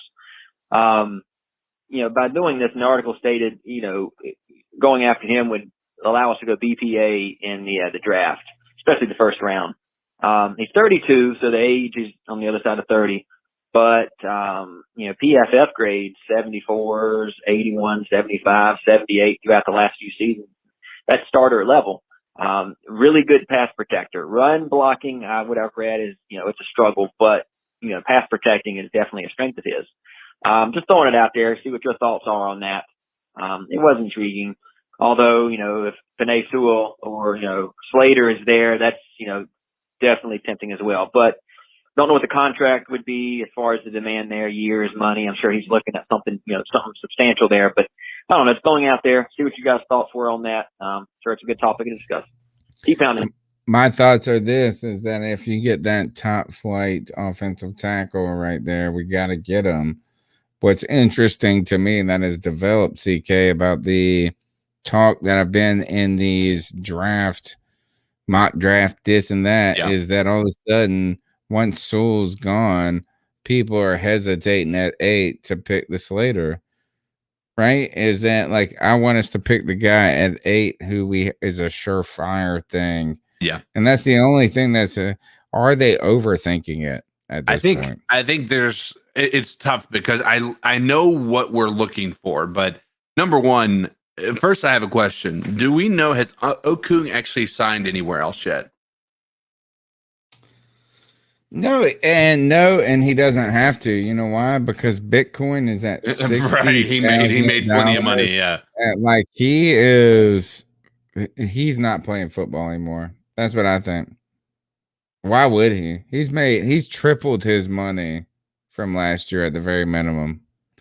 And when I wrote that story or we tweeted it out, it was at 24,000. Bitcoin last time I checked was at 66. I think it dropped down to 50 last I looked, but yeah, it's still because there's a big dip this last week. Tell us why. I hope you got out of that Doge where you were at the peak. I didn't get out at the peak. I did sell at 33 cents. Which is not bad. So I was pretty happy about that. But you wonder about Okung. You also wonder about Villanueva's age. But the problem is we're talking about bringing back. I like the idea of being able to go BPA and having that offensive tackle that has started at the level that he has started at on a team that has been successful like the Steelers. The issue is that, I don't want to continue to build. Like, if we bring in so many of these 1-year deals, we're literally just planning to rebuild again. Like, it's hard to be able to draft the replacements for these guys every year. That's why you got to start drafting, right? Yeah. That's where the draft deals. Yeah.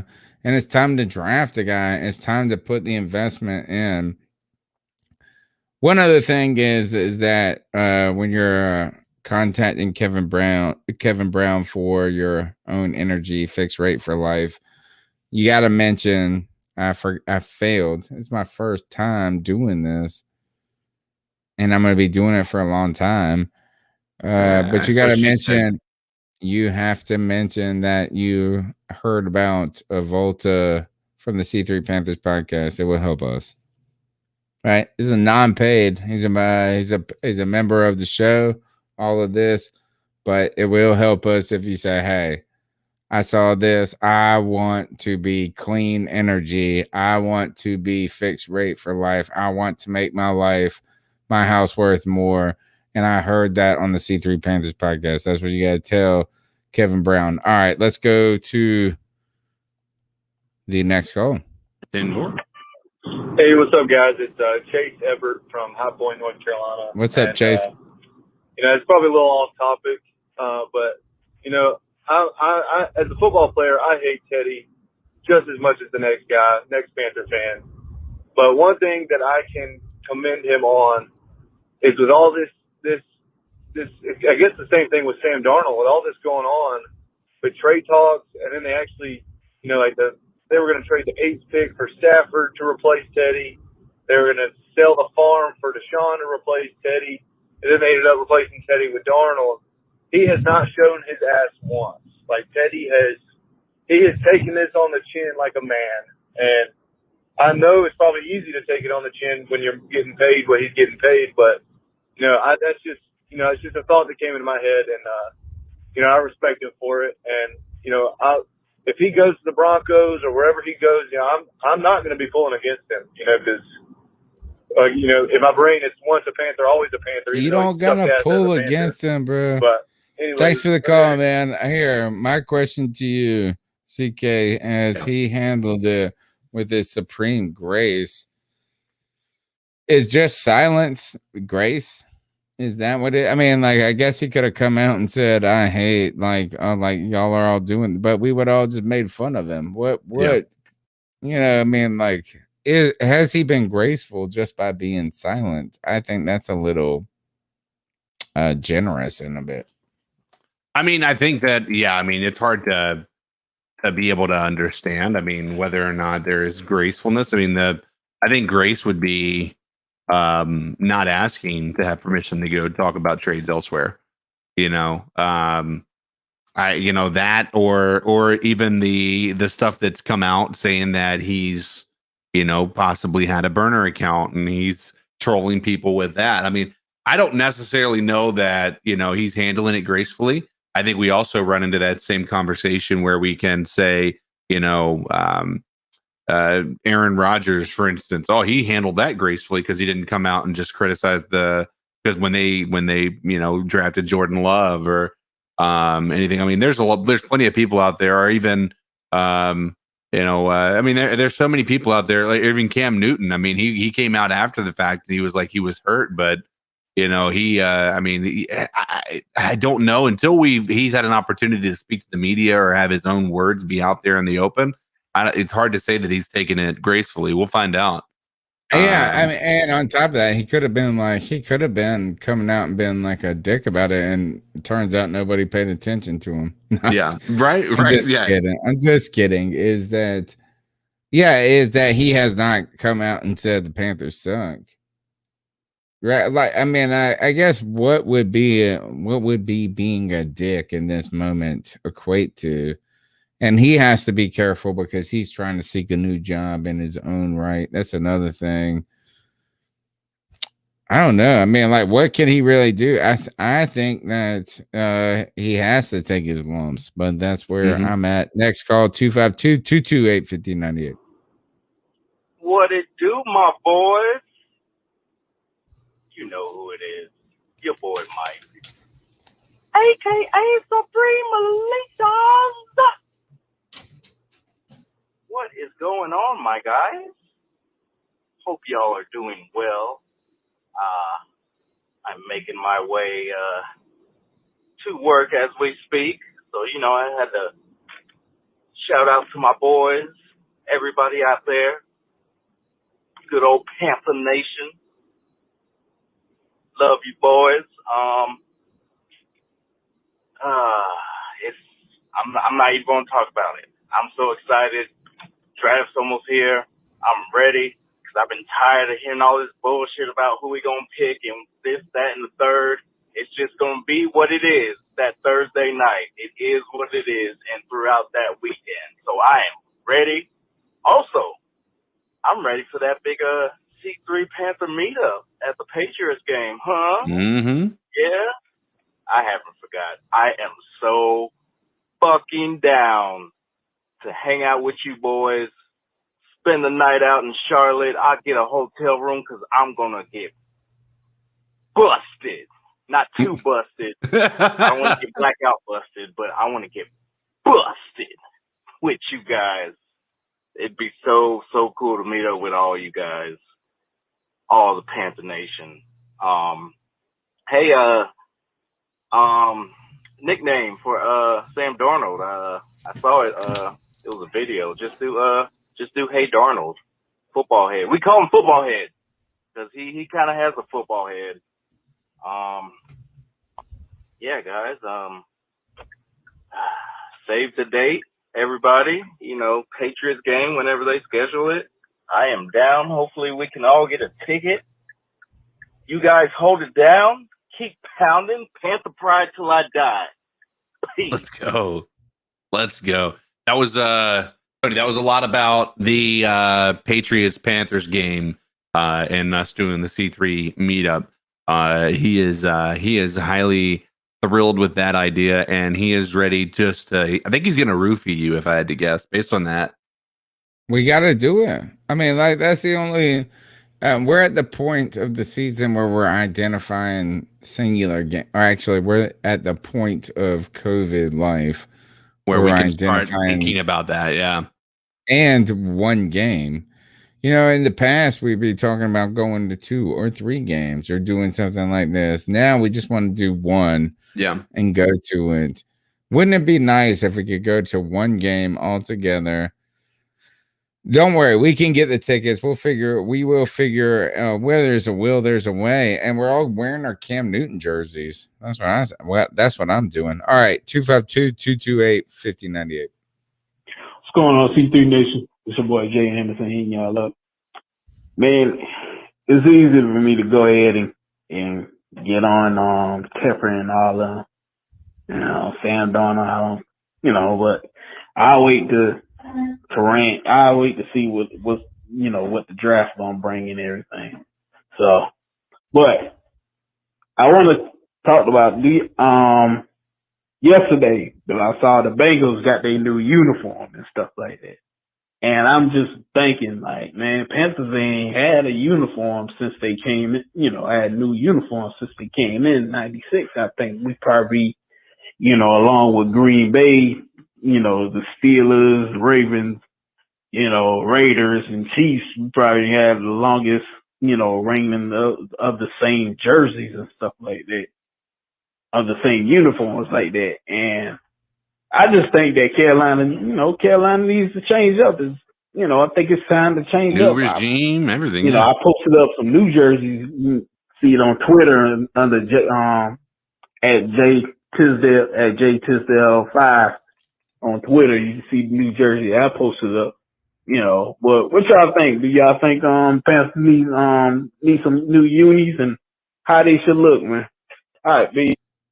But that's a tough one. Right, we need some new unis. But we have some of the best looking uniforms in the league already, bro. Like we need black on black on black. And that's where like the black. If they're changing the numbers, if they're changing all the numbers on the jerseys and this and that, this is the NFL's got to change one rule, man. That there can only be one helmet. That's the problem. Yeah. If they could have 2 different colored helmets, if they can have a black helmet and a silver helmet, and then they can wear this one with this and this one with the other 7, that's the thing. We need to be able to have a black helmet and a silver helmet. Yeah. And that's the one thing holding back all the jerseys. I don't care about any of that. If we could go black pants, black jersey, and black helmet one day on a Thursday night or something like that, and then lose by 70, that would be what happens to the Panthers. We always lose when we wearing this black on black joints, even though they are hot as shit. Give us one of those. The Joe Bello. Go follow that Joe Bello homie on Twitter. He just like draws Panther people out of, and he's like the most amazing artist. And he's a stupid ass drawing Panthers people. No, I'm just kidding. Like, why is he? I don't even understand. Like, he's the most talented artist in the world, and he's like, I'm gonna draw a picture of Luke Kuechly. Fine, I love it. But still, let him design that helmet. Yeah. I like I said, if that's the case, I don't hate the idea. I just worry that we would somehow just get some of the most ugly uniforms. And I mean, we've seen these new uniform reveals go wrong, and it's just, I don't want to be the laughing stock of the league because we went with a uniform choice that nobody thinks is actually looking good. But yeah, we don't even need a change in the uniform. We just need a black helmet. Yeah, I mean that I would agree with. I think if we could do the blackout and have that be a home outfit, then I would like that. I don't hate the blue, but blue isn't my favorite. But I'm definitely not sold on the white unis. It makes me feel like we're doing that color rush joint. Yeah. You know, and the Jags did that. We actually have the best color rush color. Yeah. Like our color rush color is legit. It is bright and awesome. Now, I think they just got to give us more options on the helmets. Yeah. And then you can do those uniform changes. You can do color change. You can do all that. And guess what? It doesn't matter. I don't know why I guess they're so interested in preserving the original brands. Like they're a little bit behind. I won't say behind. That might not be the right word, but they don't want to deviate from the brand.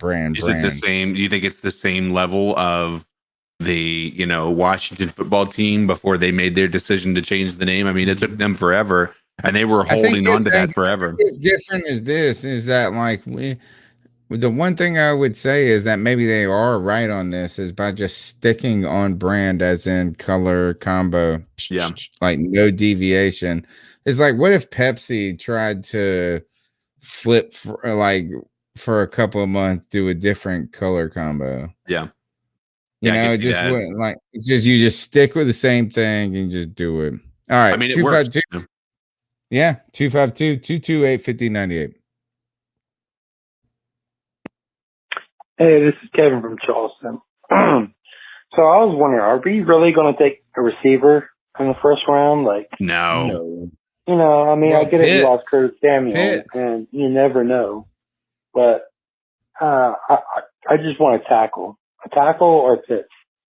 Yeah, those are the only options on this draft right now. Also, I've been thinking, I know it's not going to happen, and it probably never. There's no chance of it happening. What are the odds? Like, Justin Fields falls to us at 8 or another quarterback, and we draft him and then use Sam Darnold as a way to trade back into the first round with like another pick or another player for someone else in the first round. I'm going to get your thoughts. Peace. I don't know how to deal. One thing I'm going to say this about CK is that I kind of am interested in the trading up in the second round, first. As I would rather have 3 picks than I truly believed in them. 5 picks where 3 of them were tentative. Tentative, and 2 I believed in. So that is the only thing I'm going to advocate for, kind of the move up. Like I will combine our second and our third to go into the first or the second. I'm okay with that. But in the past, we have not done well with that. Devin Funchess, Rashawn Golden, we talked about earlier. Yeah. No, I agree. I think I actually like the idea of keeping where we're at and then trading up from maybe the third round into the second or the second round into the first. Or if there were a suitor behind us trading into the 8th pick, not going too far back in the draft, but taking maybe an early 2 or a late 1 on top of whatever, 1 they would have.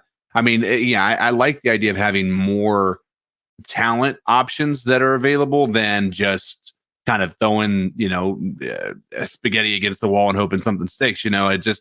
That's really tough. Exactly. Tough way to do the That's draft. The exact analogy I was looking for. Yeah.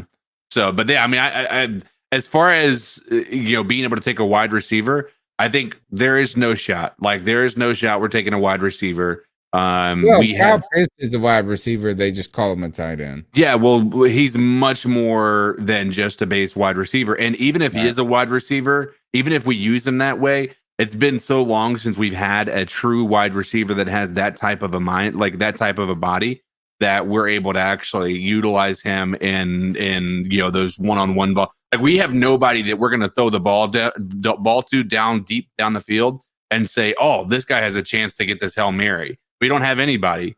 You could sit there and say we have DJ Moore and Robbie Anderson. They're not jumping over top of these safeties to get that. You're right. More. And so, I mean, I like that. I like that. But the other part is the question he had, do we think that there's a shot that Fields drops to us? I don't think there's a shot that he drops to us. But even if he did, it's such a hard decision to make, to go from like literally everything in our media has been about Sam Darnold. Like they're doing everything that they haven't done with Teddy Bridgewater, with the Southern foods. And, I mean, they wouldn't be putting that green light on that unless they had intentions. I would like to assume they are like really upselling what Sam Darnold is to our fan base. And so I think they really do believe in him and they're moving forward as though he is the guy. But if the only reason they decided to trade for him is because Justin Fields wasn't going to be available at the 8,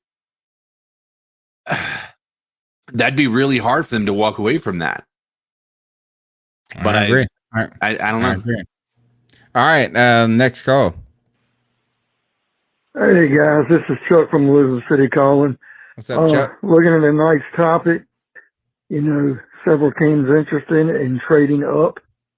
I think it's safe to say, unless someone knocks their socks off and is willing to throw 2 first-round picks, a second-round pick, a player to be named later, the smart thing would be to hang on to that draft pick. We've really got to wait and see, and everybody knows. I mean, we can speculate all we want to. We've got to wait to see how the draft falls. Anybody can say right now without a shadow of a doubt, oh, yeah, we're trading down. We're trading down. There's a small possibility we could trade up to number 5, 6, or 7 if the situation was to fall right, if the right person was there and we found out that we didn't have to give up as much draft capital as we once thought we'd have to. Just never know. I don't think that'll be the situation, but it could be. But you guys can't sit here and tell me that we're definitely going to trade down if we're sitting there at number 8 and Penei Sewell or even Justin Fields is on the board. I just don't see that happening. Yeah. I think we would run to the podium with either one. It takes us in 2 different directions. But I do believe, Justin Fields is on the board. I think we take him, and we'll just let the offensive line, we'll probably draft heavy from there. And the dream scenario, to me, Penei Sewell falls, and we get him at number 8. And we just kind of fill out the roster, and hopefully Sam Darnold can develop with him, and we'll be okay. Now, in the situation where Slater falls there, I would take Slater at 8, but not everybody's sold on Slater.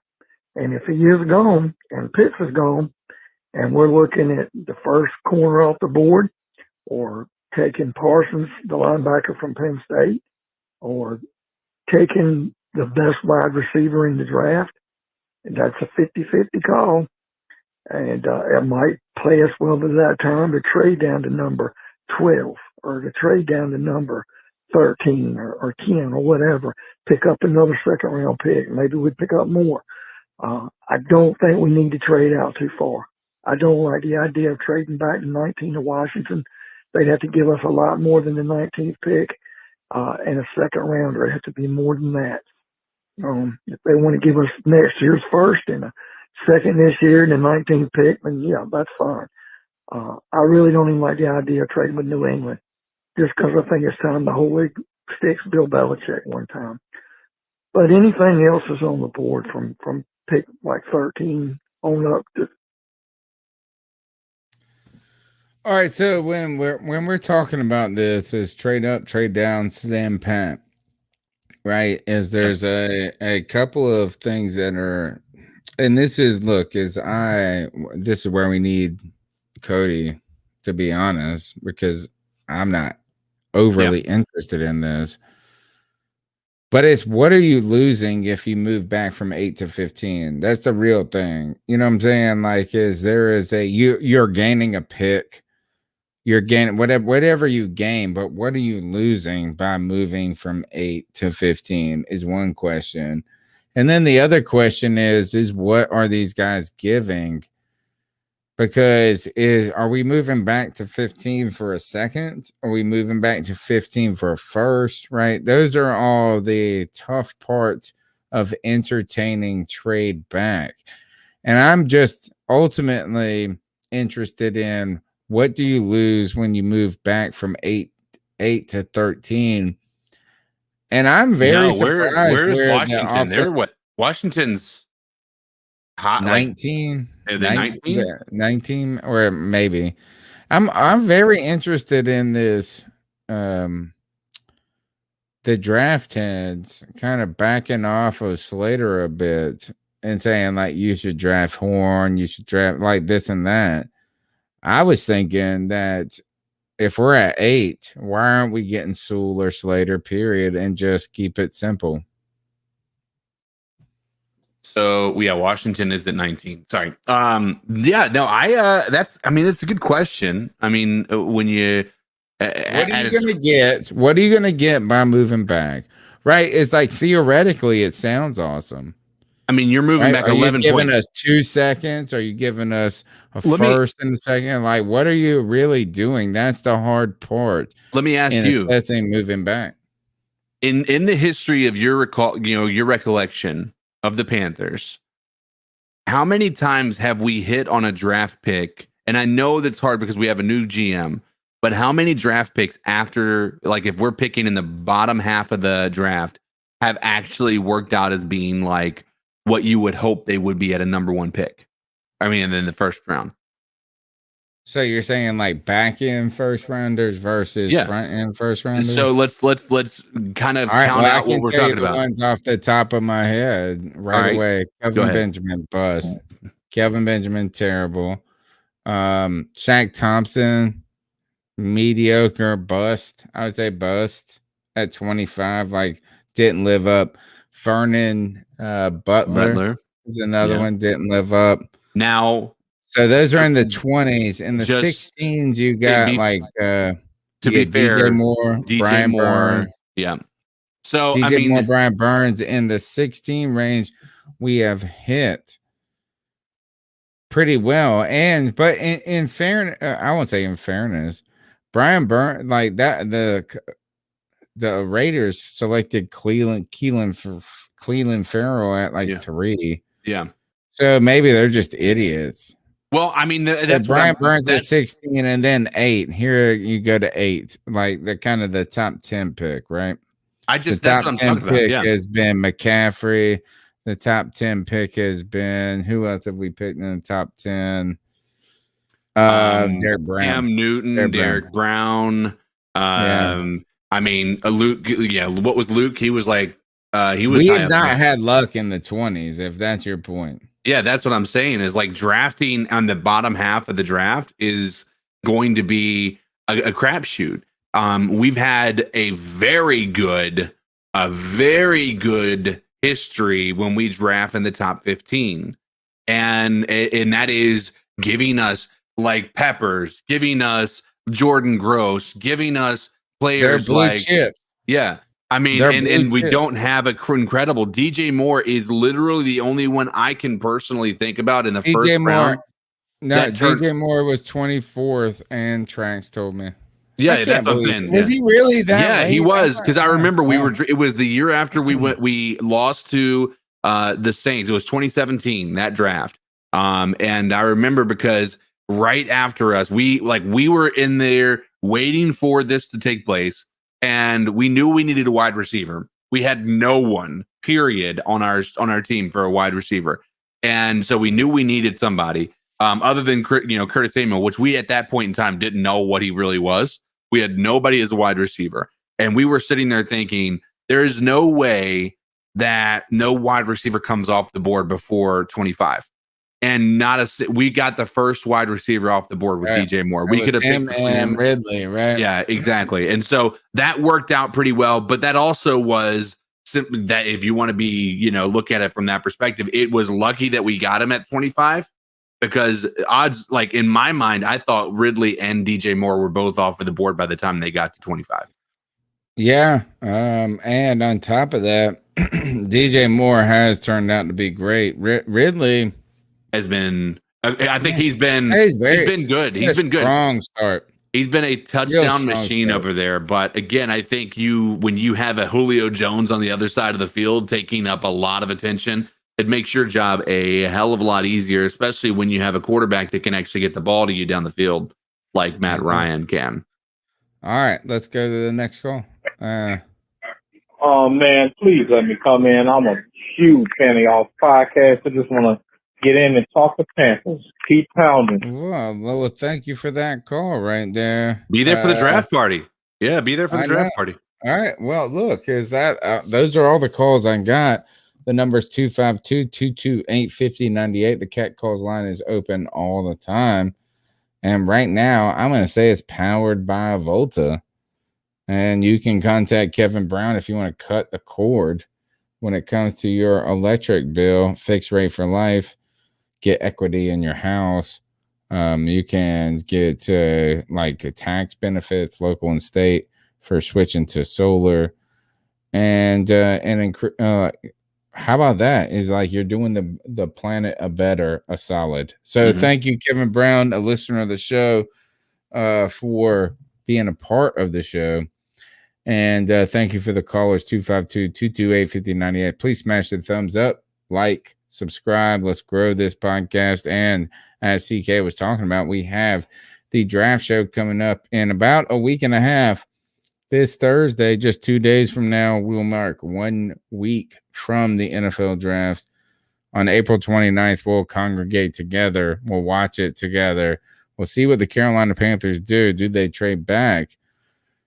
And I gotta say, CK, is that if we're talking about a draft show and what we want to see from that draft show, I'm okay with us picking a player at 8. I'm okay with us trading up and making some noise. I'm okay with us picking a quarterback. I'm okay with us trading back as long as we get a first-round pick. But the worst possible thing would be is the Panthers trade out of 8. We get no first-round pick, and we get like 2 next year or some stupid mess like that, or 3 seconds. We can't have them ruin the draft party like that. We're going to have this will be since 2014. We've been getting together and watching the first round of the draft. We commentate, we bring in we bring in analysts, we bring in fans to talk about what's going down. The Carolina Panthers are slated at 8 on April 29th on Thursday. Can you be there with us, my man, CK? Yeah, I'll definitely be there, my man. Yes. You know that. Love it. All right.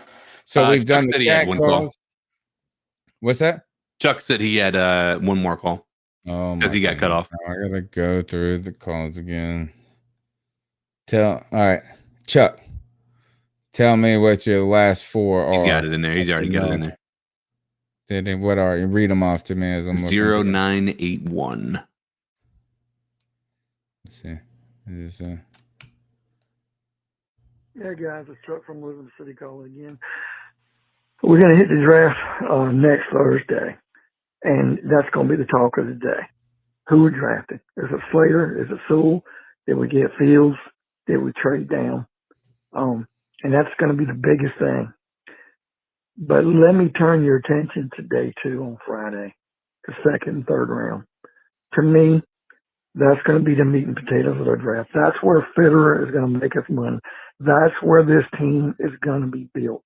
This is where we're going to win or lose the draft.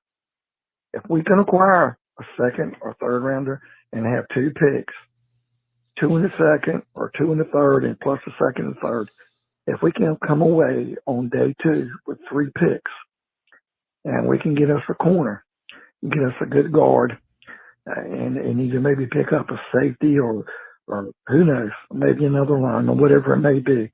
We can come away with 3 picks instead of 2 on that second day, and depending on the players we get, that's going to be the trail where we turn down and this organization starts turning around and we start building a winner.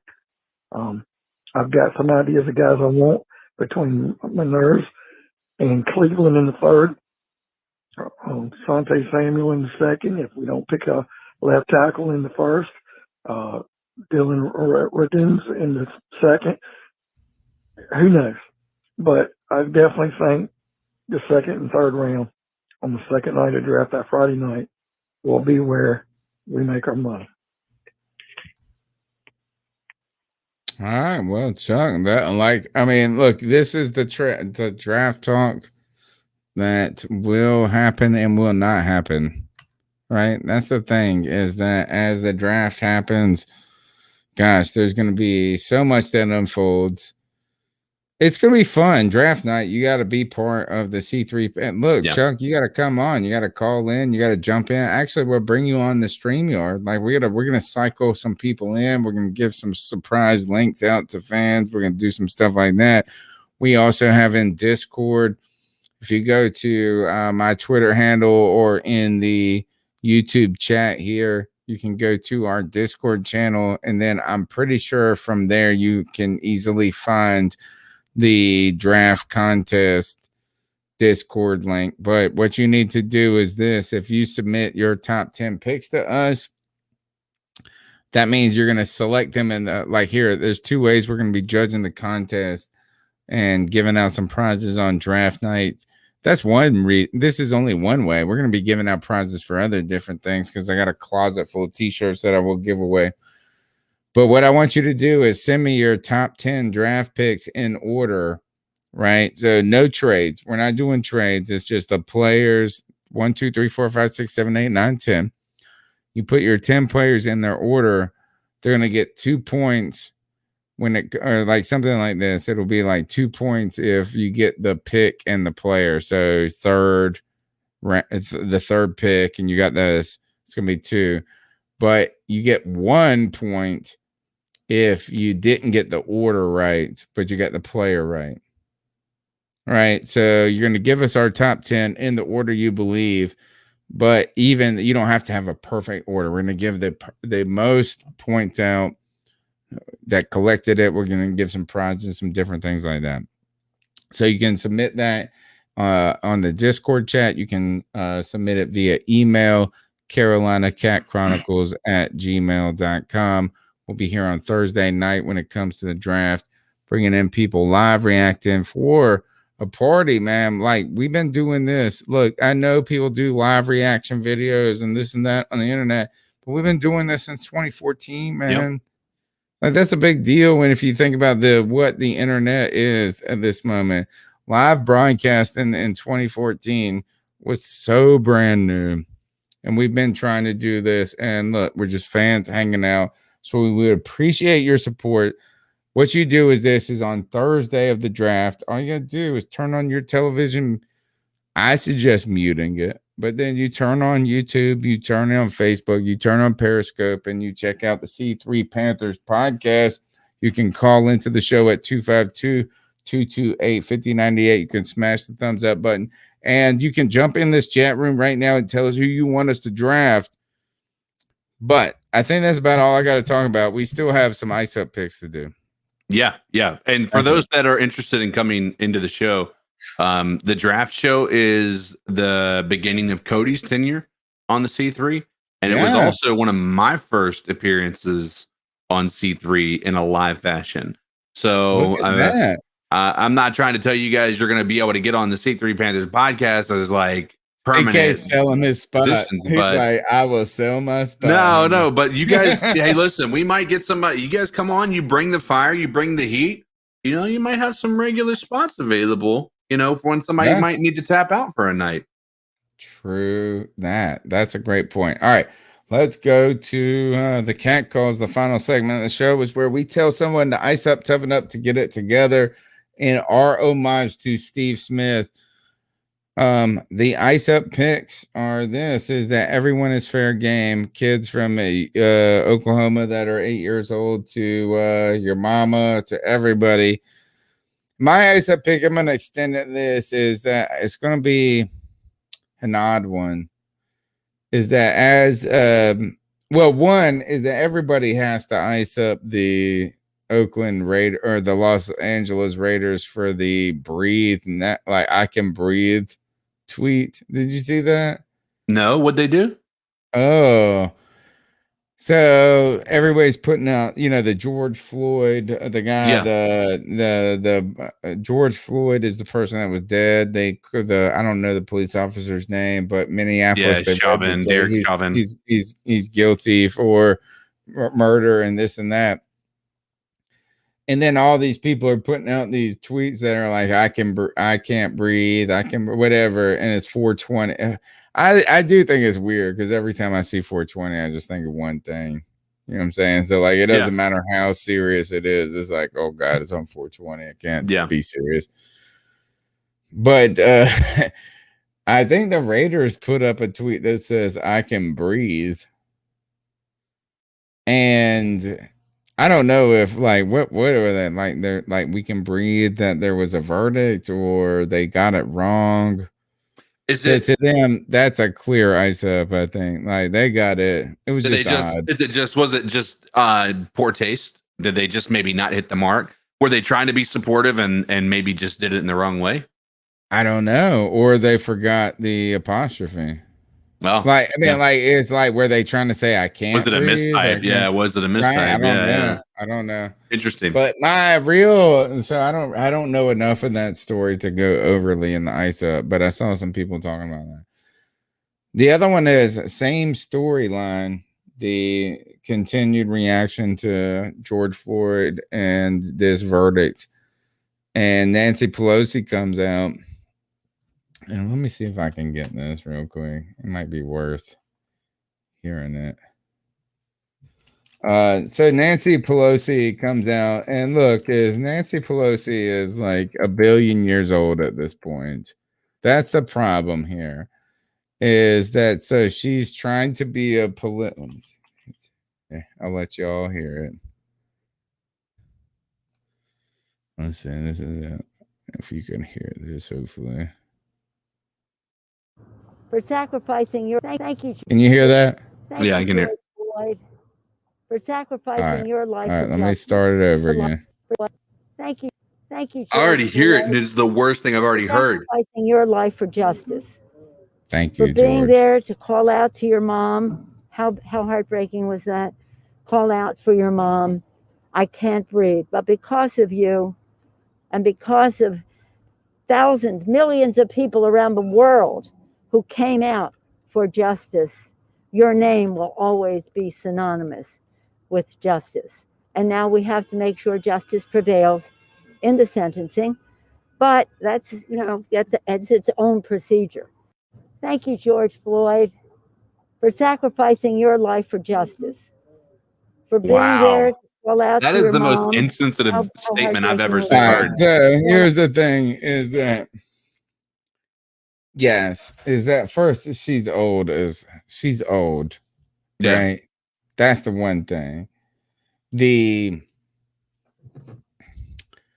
You're right. I mean, look, the one thing I want to kind of just put this one little bug in people's ear.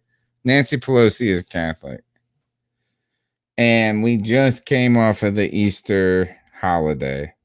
She's super old. She's been this warrior for whatever people and this and that.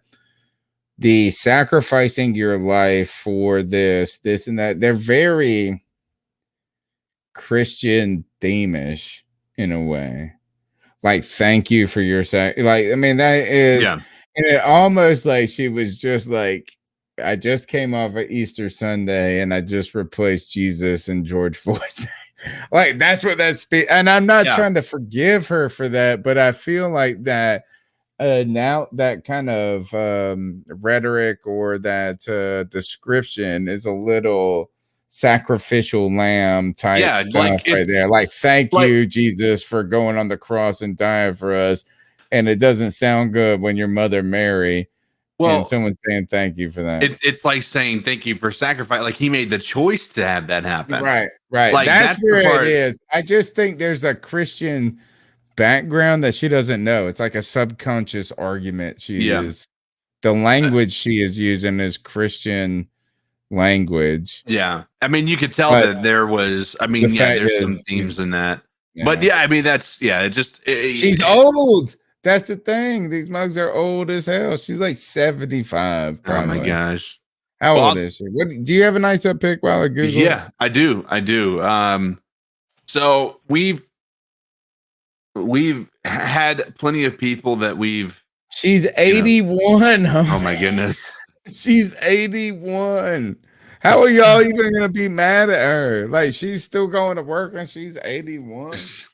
She shouldn't be going to work. There should be term limits on that stuff. But anyway, nonetheless, that's her stating that those things is exactly why term limits need to apply to people, because there is only so long you can do a job before you stop caring about the passion for the job and all about what you can get from it. Like, it's just the reality of a job, man. I mean, it's maybe that's just me being a bit naive and maybe not naive, but maybe being overly critical about people's positions. But anyway, so we've made plenty of frustration, or not frustration. We made plenty of less than ideal opinions about people in football that have decided that they're going to stop eating meat. Like, Devin Funches was a salad boy. Cam Newton decided to go vegan and all he did was get hurt. So I'm going to ice up somebody that decided to become a vegetarian. Me. I've decided I'm going to be a vegetarian. Are you really? Yeah. Have you done it yet? Are you just deciding? I haven't eaten meat. I mean, I'm not going to sit here and say I'm full on vegetarian because I haven't had a full week of it. But it's been about more than 3 days. Yeah, it's been since Saturday. Wow. Yeah. So I am. What did you get, like, your cholesterol rating? And they were like, no. I mean, none of those things are super concerning. Right now with the type of stuff that I do, I'm already in a pretty sedimentary lifestyle because I literally work from my computer all day. I stream for an additional 4 hours. And then obviously sleep for 8 hours. That didn't leave a lot of time for me to spend time with my family, and then also try to find a way to get exercise in. So number one, I want to make sure I'm more cautious from a health perspective. But I'd been thinking about it for a while. I've talked to so many people that have made that decision, and their lives just took a leap forward in a positive way, from feeling better to just feeling like they were just happier. It's hard because I do enjoy eating burgers and steaks and all that stuff, but from a moral standpoint, it's always like it's tough to sit there and think. I've never been somebody, like, if I go fishing, like I don't go fishing because I can't even fathom killing a fish, right? Come on. Listen, I know it sounds like a pansy thing to say, but like, step on bugs, like, no problem, man. Oh, bugs are I have been known to throw some bugs outside instead of kill them. But nonetheless, like, I'm not trying to be like super snowflake on that. What are you gonna eat? What do you eat instead of, like, are you eating a lot of eggs? You eating eggs? Tomorrow morning, 9 a.m. Joanne said. I don't know what that means, but that's my mom. Nah, Mom, no. I got no, I have to work. If it was 8.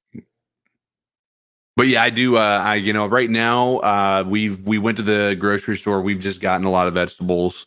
I was thinking about going full vegan and taking dairy and cheese out, but can't do that, man. You need some protein, dude. You gotta get that cheese. I be eating eggs. Bro. Eat them eggs in the morning, man. Yeah, eggs, but I'm I don't know if you've ever tried. My son has a peanut allergy, so I'm not using anything with peanut butter.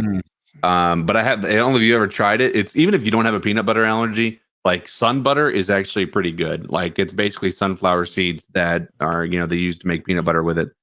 But check that out. But we've been eating some of that. I've been getting, all the snacks that I'm getting, I'm eating like grapes, which are fruity and all that stuff. And then I'm doing an intermittent fasting to where I don't eat between 10 p.m. and 2 p.m. So I only eat for 8 hours a day. So going about it that way. I'm gonna clap about that. So ice up to people who make fun of vegetarians. No, I was not micing myself up because I've made the decision, even though I've made fun of those people who've made the decision to do that. So dude, get healthy. Look, I've lost 13 pounds in the last 3 months.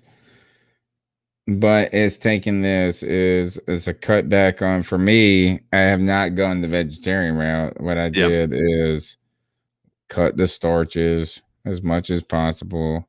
Like cut the bread, cut the rice, cut the pasta. Don't have that at all anymore. If I eat a burger, I'd take the bun off, this and that. But then ultimately, like it's both. You got to exercise and eat.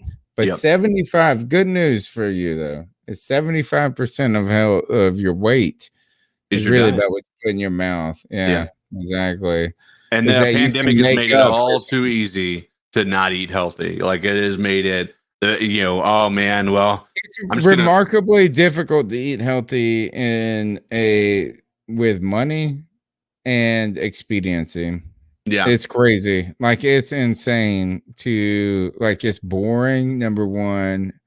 Number two, is like you're driving all around to eat the same crap. So you got to eat at home a lot. That's all you're going to do. You're going to be cooking a lot. You're going to meal save some money. A lot. Save some money, I'll tell you. So good luck to you, and ice up to you for making fun of vegetarians, you vegetarian. Yeah, son of a bitch. All right. That's the C3 Panthers podcast. The number's 252-228-5098. You can follow me on Twitter at @cat_chronicles. Every Tuesday night, we chop up the latest Panthers news and opinions from the fan perspective. My name's Tony Dunn. You call me the professor if you want. My mom is in the chat room. And Mama, I got to work tomorrow. I'm sorry. My mom's having a mass said for me. Thank you. I love you for that. My Father, Son, Holy Spirit. Now my pastor too. Cody Dizzle, Alan, the master of all streams. I saw you had a St. Jude stream the other day. I tried to donate. I was actually out and about on my phone. I did not even get to listen to the stream. I just was reading the captions, I think, and then hit some stars twice. I wish I would have given you more stars in a consolidated manner.